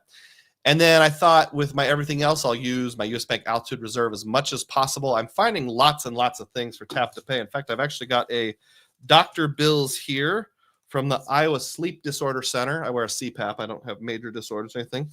And there's an office on my way to multiple restaurants here in town. So I'll literally just stop by and say, hey, can I pay this on site? Tap to pay and get 3x on doctor's bills through my Altitude Reserve. That's one example. Here's my summaries and takeaway now that I've thought about both Hiltons and boutique hotels. Both Hilton, buying points at half a cent each, and my boutique hotels, Capital One Portal or Rove, require cash back. So getting through 2 of my 4 goals, I'm realizing for everyday spend, not sign-up bonuses, but for everyday spend, I'm a cash back person. I need to be a cash back person. I need to consider again the Robinhood Gold. I know I've been hesitant so far because I'm like, I've got so many cards that give 2x. I could just do that and it's close enough. But if you do the math, you have to pay a $50 fee to Robinhood to have the card. I am on the wait list, and you have to be waitlisted and then be offered. I haven't been offered yet. I went on the wait list about 3 weeks ago when I first started working on this project. If any of you have done the wait list and got off of a Robinhood Gold, let me know how long it took to get off the wait list. But I need to think about that. If you think I earn an extra 1% versus a 2x everywhere card, then I need to spend $5,000 a year in that I can't get any other category. I can't do tap to pay type thing to make it worthwhile. I need to keep targeting the best cashback options for a bunch of everyday spend. So like Uncle Luke preaches, try to get as close as you can to 5% cash back on lots of different categories. I'll pause here for comments before I get into some of my kind of final thoughts.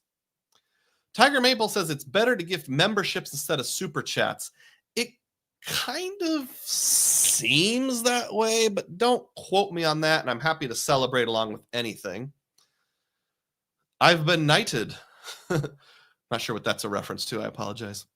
All right, there's only 2 comments. I can keep going. 87 people watching. Not a lot of people commenting, so say something. What's my random thing I want you to say here?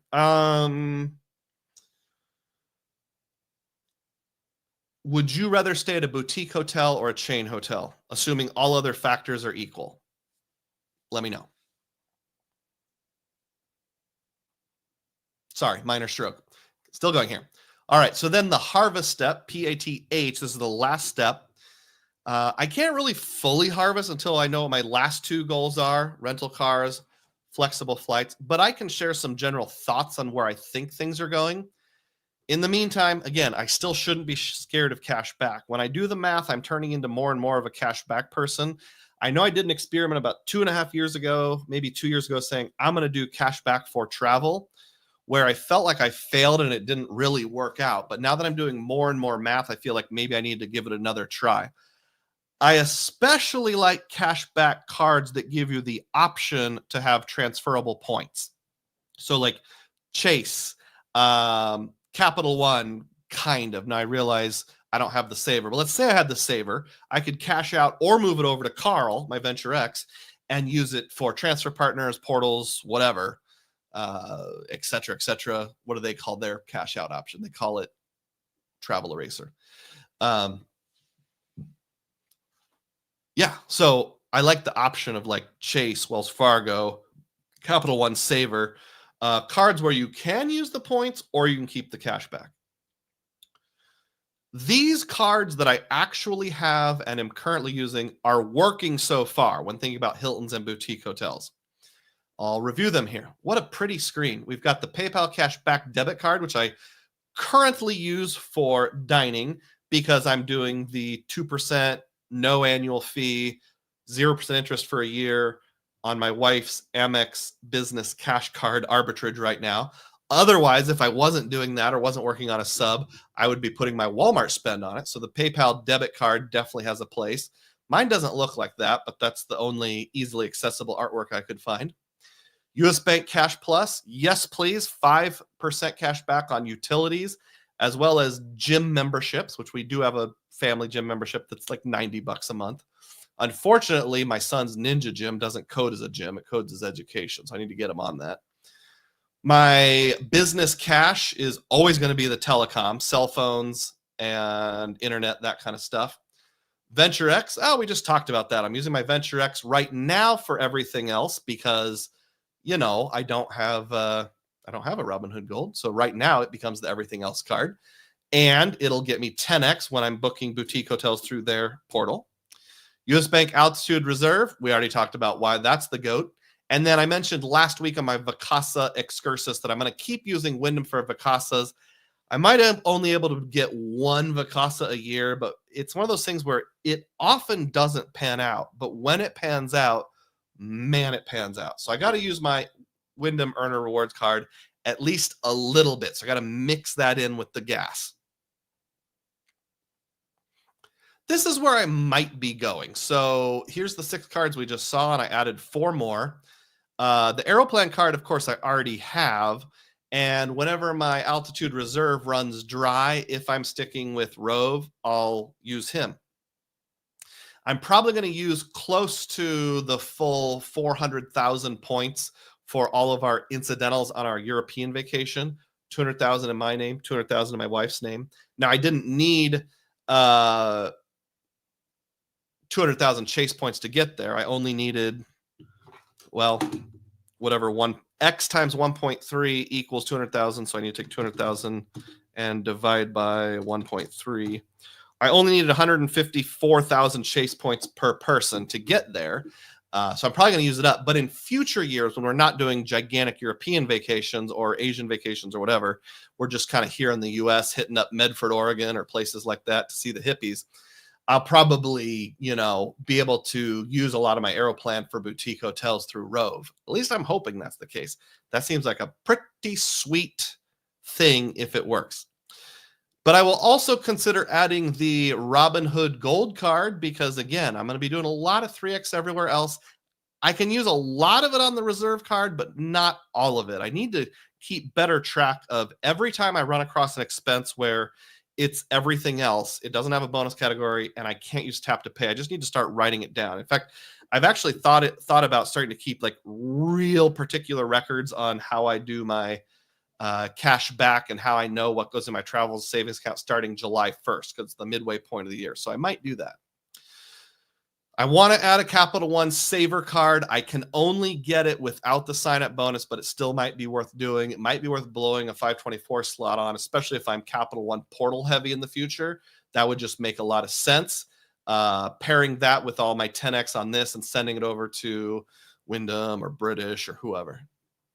And then the Wells Fargo Attune can and should be our family's Amazon card when we're not working on a sign-up bonus. Because right now, hopefully it doesn't change, it codes as a bookstore. So Amazon purchases, with maybe one or two exceptions, do code as 4X on the Attune. At least that's last I found out. Correct me if I'm wrong, if anyone knows differently.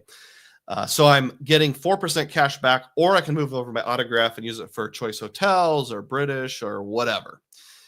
Flying Blue, it's got some limited transfer partners, but the transfer partners they have are the same ones everyone else has.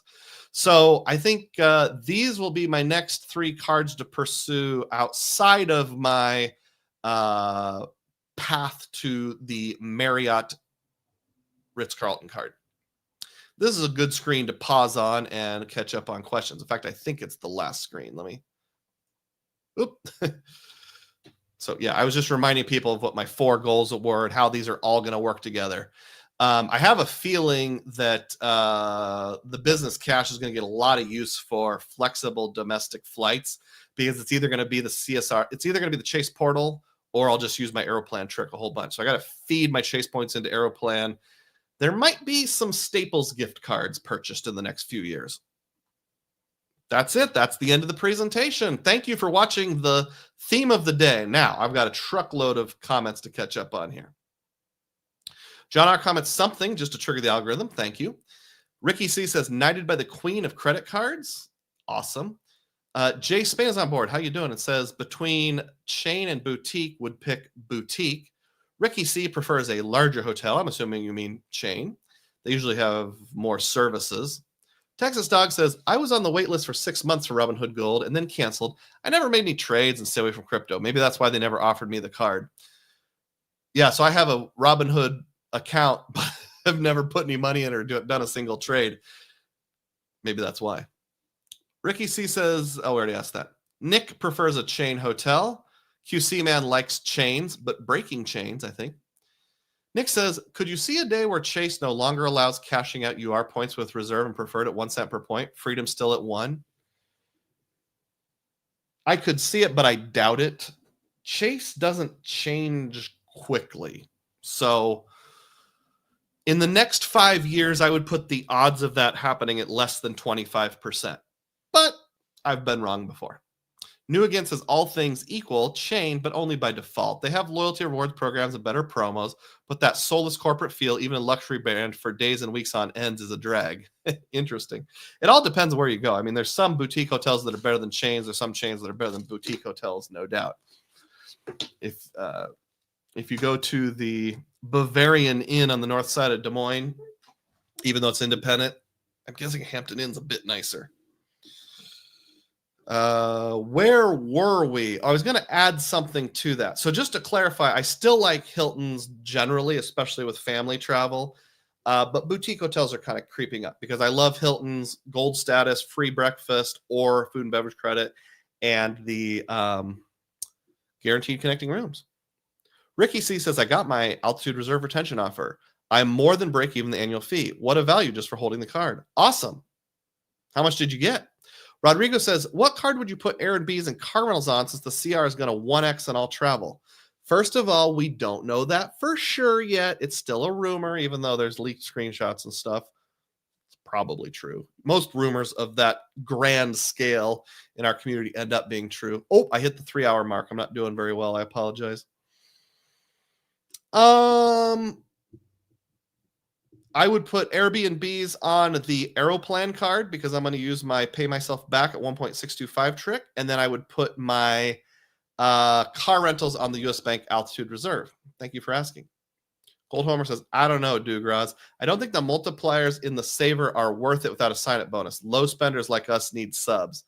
It is true that subs are where it's at, but there's something for just kind of having your end game in place that gives me a brain massage that feels good. So maybe I'm stupid.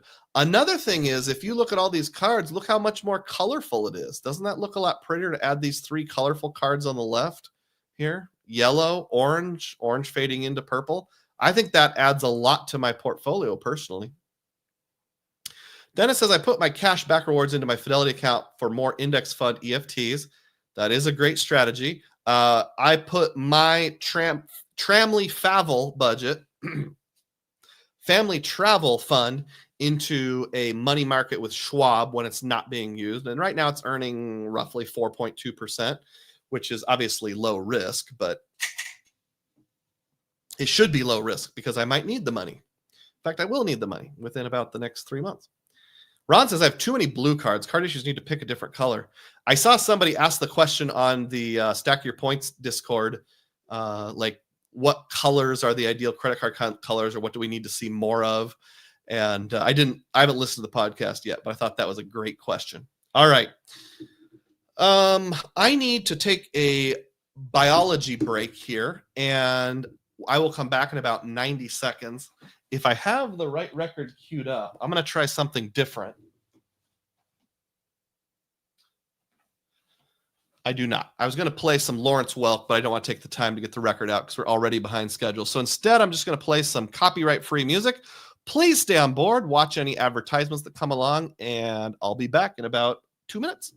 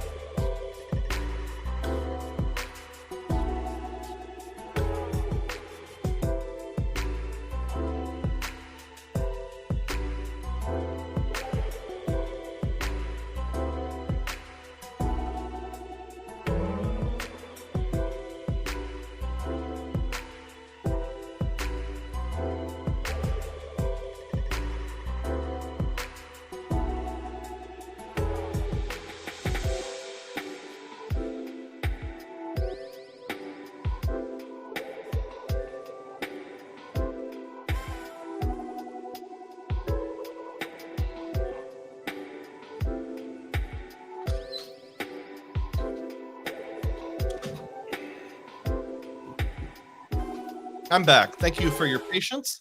I've got to figure out a way to cut down the time frame here. 3 hours just feels too long. I feel like I need to keep it between 2 and 2.5 hours. I've considered like limiting or eliminating the community tab segment. So let me know if you have thoughts on that, or limiting it to you can only ask questions about where the picture was taken or the topic at hand, not wild card questions. So I have some different thoughts. Let me know what you all think. I can put this away safely now. Texas Dog says Knox is better than Money Market. Screenshot. Don't know what that is, but I'll find out. W. Thank you for adding a random letter to help feed the algorithm. Ricky C says, what was the offer? Dennis says, I saw Lawrence Welk Olay at Joan Beach Theater in New York years ago. I'm not sure what the word Olay is. Is that like the name of the show he did? Like Olay, like fighting a bull or something? I don't like all the Lawrence Welk albums, but this one right here is really good. Their live ones aren't very good, but that one's good. David says, don't use Schwab. You'll lose too much money on float. SGov and Fidelity Cash Management is what I use. I guess, we're talking an account that averages about $800 to $1,000 at any given time. So if I lose 30 cents a month because of that, I'm not too worried. Texas Doug says, Doug, your lunch friend probably agrees on making shows shorter. That's true. Brian was on here earlier. Nick says, I enjoy longer videos. And QC Man 2000 says, isn't that just if you keep it in the actual checking account? I also kind of need to keep the lives a little shorter for my own sake. Like when I have activities, and I often don't sleep well on Friday nights because I'm staying up late to do my live.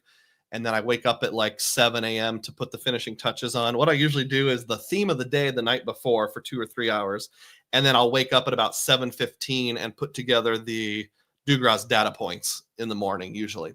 This morning, I'm like, oh man, I woke up at 6:30. I'll get to go back to sleep. Nope, I didn't. So I only got about 5.5 hours of sleep last night.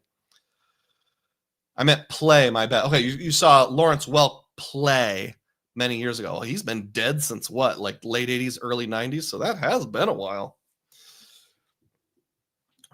You are definitely not in the 20-something crowd, Dennis, that's for sure. All right, let's go ahead and do the community tab questions, though. I definitely want to get to them. So every Friday, usually between 5 and 7 p.m., I will post a picture, and you can guess where the picture was taken. And you can also ask me anything in the realm of points, miles, cash back, and more. The picture of the day is this one right here. Dugroz here with, wait a minute, is that the shirt I have on? No, it's slightly different. I only have 3 of those shirts. I just wear them in rotations all the time. They're so easy to throw on for my lives and whatever. Where was I saying I was with? Reporting live from... We'll get to it here. All right, I got to pull up YouTube, and then I'll go through the comments. Come on. Sorry, it's running slow. All right, the top comment is from Flyin' Ryan, who says, and I quote, damn, Dugroz, back at it again. And damn is spelled D-A-M. I wonder if he's on to something there. And then Ron Byrne has the next comment and makes it so obvious you can't miss it. That's the Hoover Dam, taken from the Arizona side. That's a good dam tour, and we had a good dam guide when we went. Bingo. Yeah, so this is me taking a picture from the Hoover Dam parking lot on the Arizona side.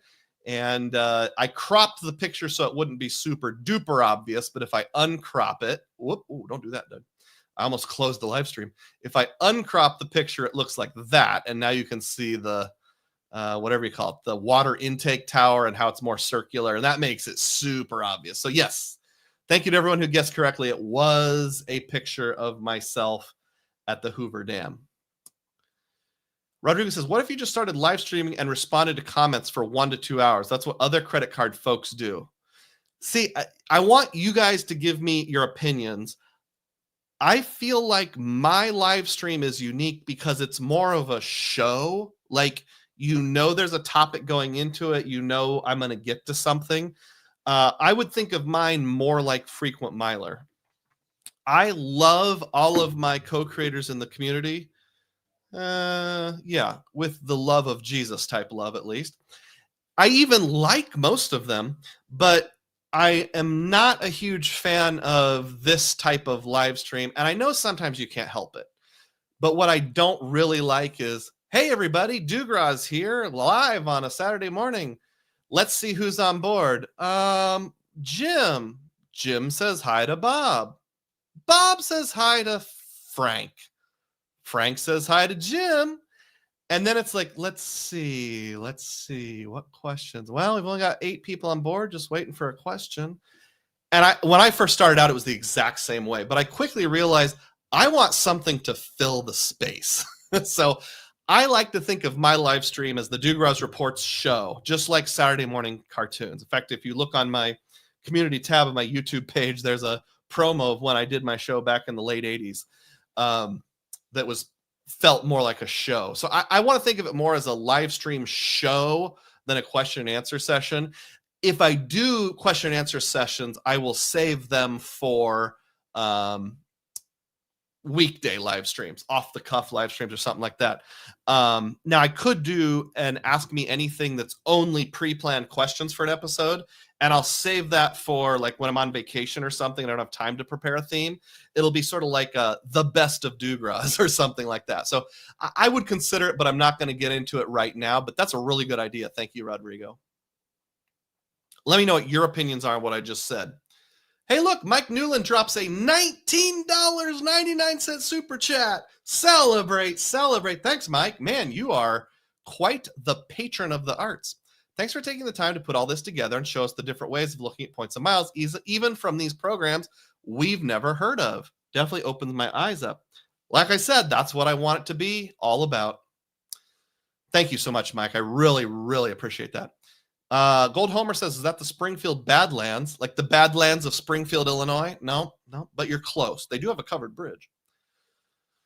Snox U.S. Treasury EFT has higher yield than the money market. Okay, thanks for letting me know. When you buy, sell, or transfer Schwab, you lose a day of interest or 2. Oh, okay. Well, again, since I'm mostly just buying and holding, except like maybe the 4 times a year I need to access the money, I don't think it's that big of a deal. But if I'm on $1,000, if I'm way off, by all means, let me know. Dennis Dunn says, don't change. Okay. Nick says, keep your lives unique. Great. Texas agrees with Mike. Doug clearly puts a lot of time into the preparation. Oh, thanks, guys. Appreciate it. Love it. Thank you, Texas. Ron says, I liked the planned topics and the Dugroz data points. QC Man says, I like your format, Doug, with the planned topics, etc.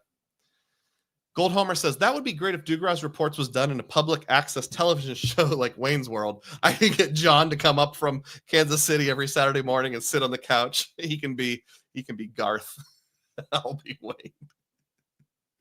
Catch 631 says, my opinion, I like the theme of the day. It helps to know what topic will be talked about. Great. QC Man says, save it for stream number 200. What is today? Today is number 79. What should I do for 100? New Again says, Dugroz is Dugroz is greater than frequent miler. Changed my mind. I see. He corrected himself to 100. Rodrigo says, I agree with you. Definitely not a fan of the host saying hello to people in the chat for like 40 minutes. I want to give a disclaimer. I do that, but you'll notice now that I have 80 or so people on board live, I just kind of book it through them. Like, hey, how you doing? New Again, how you doing, QC Man? How you doing, QC Man? How you doing, Frank? I don't read everything word for word. And that comes back to what I said to Quality Control Man earlier. Like, if I don't read your comment, it's not that I don't like you. It's just I'm trying to keep the show moving. I like content. I'll move on here. I agree with you. I'm definitely not a fan of the host saying hello to people in the chat for like 40 minutes, but I do enjoy when we can ask questions and get data points, experience from everyone else. Yeah, absolutely. So like if you're wanting to know what's the best mutual fund or EFT in a Charles Schwab account, ask it. I just won't read the question, but you can read what everyone else says. That's totally fine. Texas Dog says I should do number 100 from a cornfield. What if I did it from Bennigan's or the parking lot of Tractor Supply? Jake T says, keep your format. I love the variety in the community. I do too. I like what Chad Money Minutes does with his completely impromptu lives. Now, if you're watching chat, I would like to see a little more prepared content. It's dropped off a bit, but I know you were working 2 jobs for a while. I like it when he's just like, hey, I'm here in a random soccer parking lot picking up my daughter. That's kind of cool. But I think I would flop if I tried to do that. Gold Homer says, I think those live streams where people respond to questions and are free flowing are like roulette. It could be good, it could be bad, but the quality control is not in place to be consistently good. That's why we need QC Man. Texas Dog says, Bennigan sounds great too. Filmo says, 100th episode, Dugroz riding in on a golden pony. So let's just do a little bit of math here. If today is episode 79, next week will be episode 80. So we have 20 weeks before episode 100. So where does that put us? Well, if we average roughly 4 weeks in a month, 20 divided by 4 is 5. So in about 5 months. Right now we're in the 6 months. So we're talking November. Would it happen to work out that I had my 100th episode at the creator meetup in San Juan, Puerto Rico?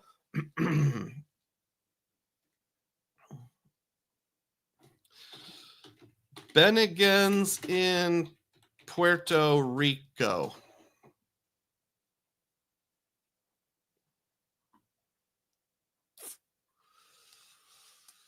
I'm not seeing any Bennigans in Puerto Rico here. Shucks, unless they consider it to be international. They do have one in El Salvador and Dubai coming soon. Oh, look at all these. Not going to work out in... So I'll have to time it. Now, I don't do a live stream every week, so it might be, more like 24, 25 weeks, maybe the first week in December, something like that. I'll have to see how that works out. Maybe I could go, maybe we could have our first Dugroz meetup, or at least a mini meetup, something like that. Yep. Hey, see, there's one of those comments I'm not going to research. Rodrigo says, 100th Dugroz tries to apply for the Ink Cash Live. I can't wait that long. Sorry. You need to do a live stream from the grave of Chester A. Arthur. Oh, I missed my chance. Texas Dog says, I doubt they have one in Puerto Rico. Thanksgiving episode. They must have pork chops and milk somewhere in San Juan. They got to. No tengo en Puerto Rico. Why did my voice go up in pitch when I spoke Spanish? Bad Spanish at that. Okay, community tab questions here. Moving along. Travel blogger Buzz said, dude, the opening of today's Frequent Miler podcast is devoted to you. Celebrate all week long. And I just saw it. And I want to shout out Andrew Beach for bringing it to their attention. Thank you.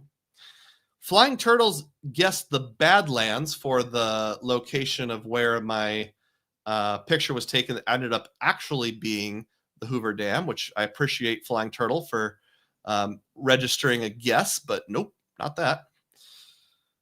Flying Ryan says, what's on your packing list for England this summer? Plug adapters, rain jacket, etc.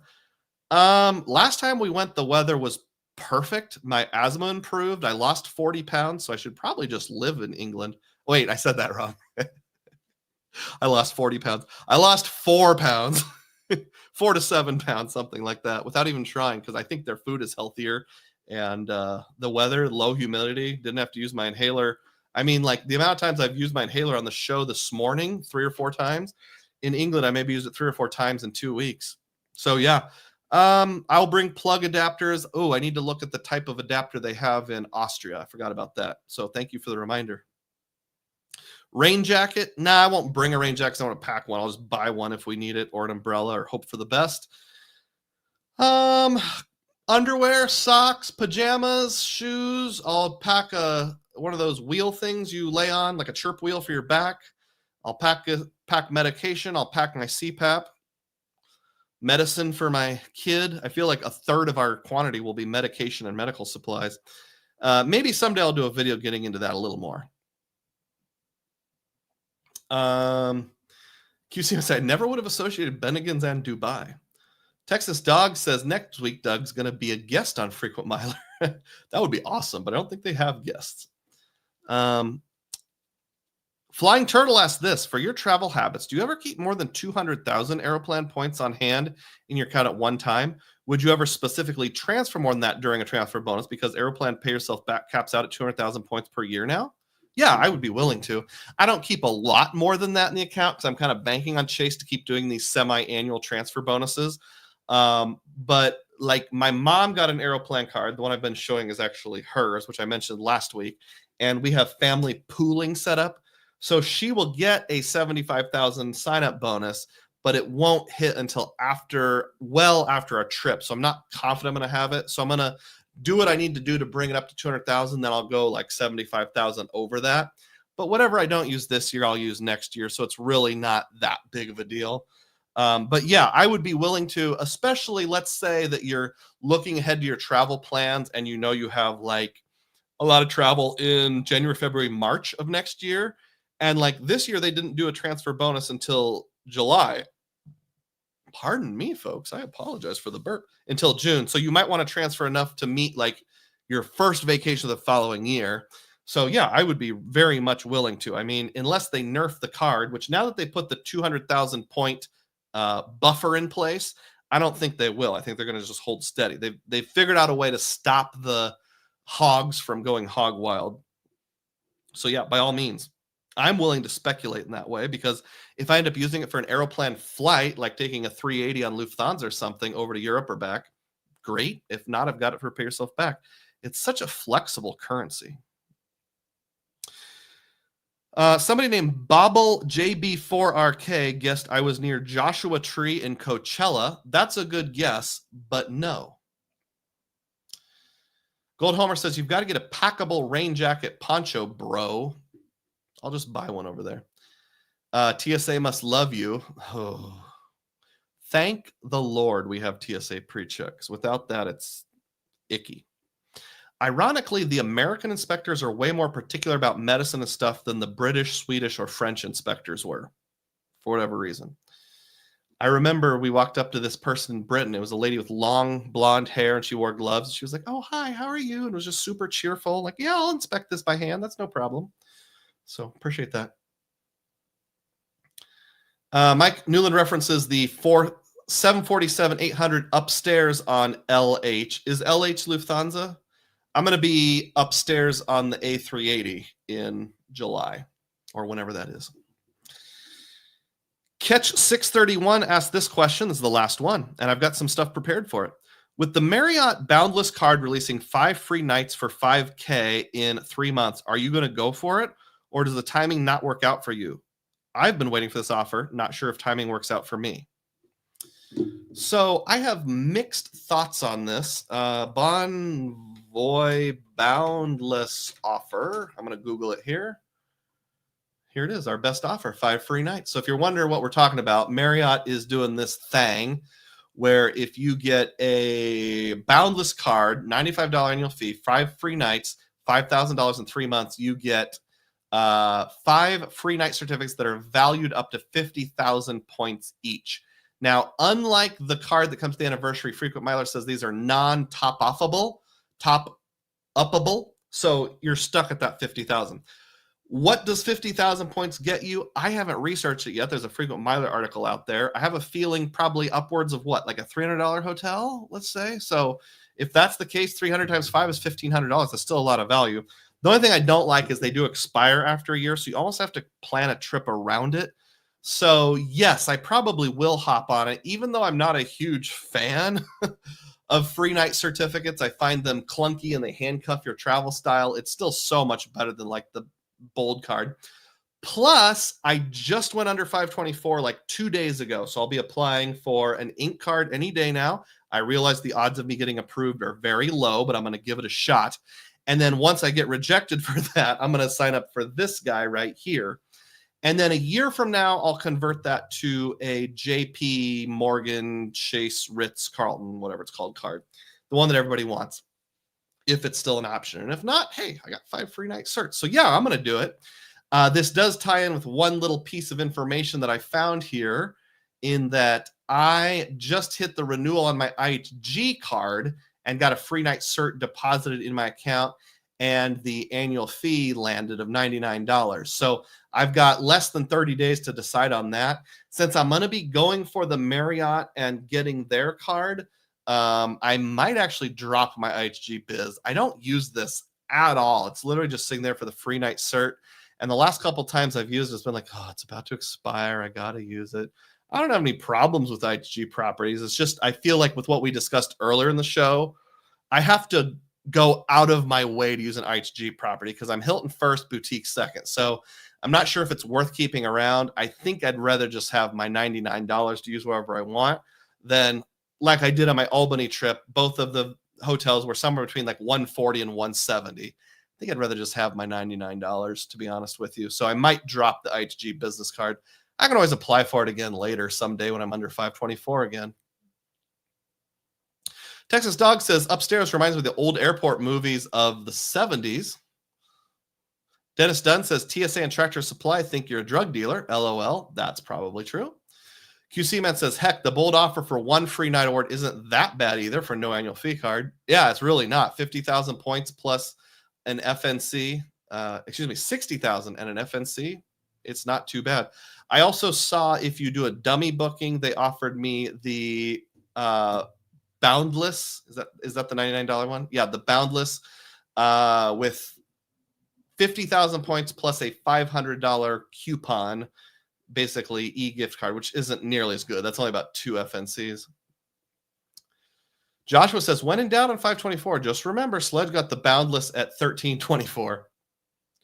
Rodrigo says, is it possible to liquidate the $300 credit on the CSR before downgrading it and hopefully get your annual fee refund? Yeah, absolutely it is. In fact, one of my biggest regrets was one time I downgraded from the CSR to CSP. I've gone up and down multiple times on that. And I used like $75 out of my $300 annual because I thought that they would like claw it back. And then a week later, product change.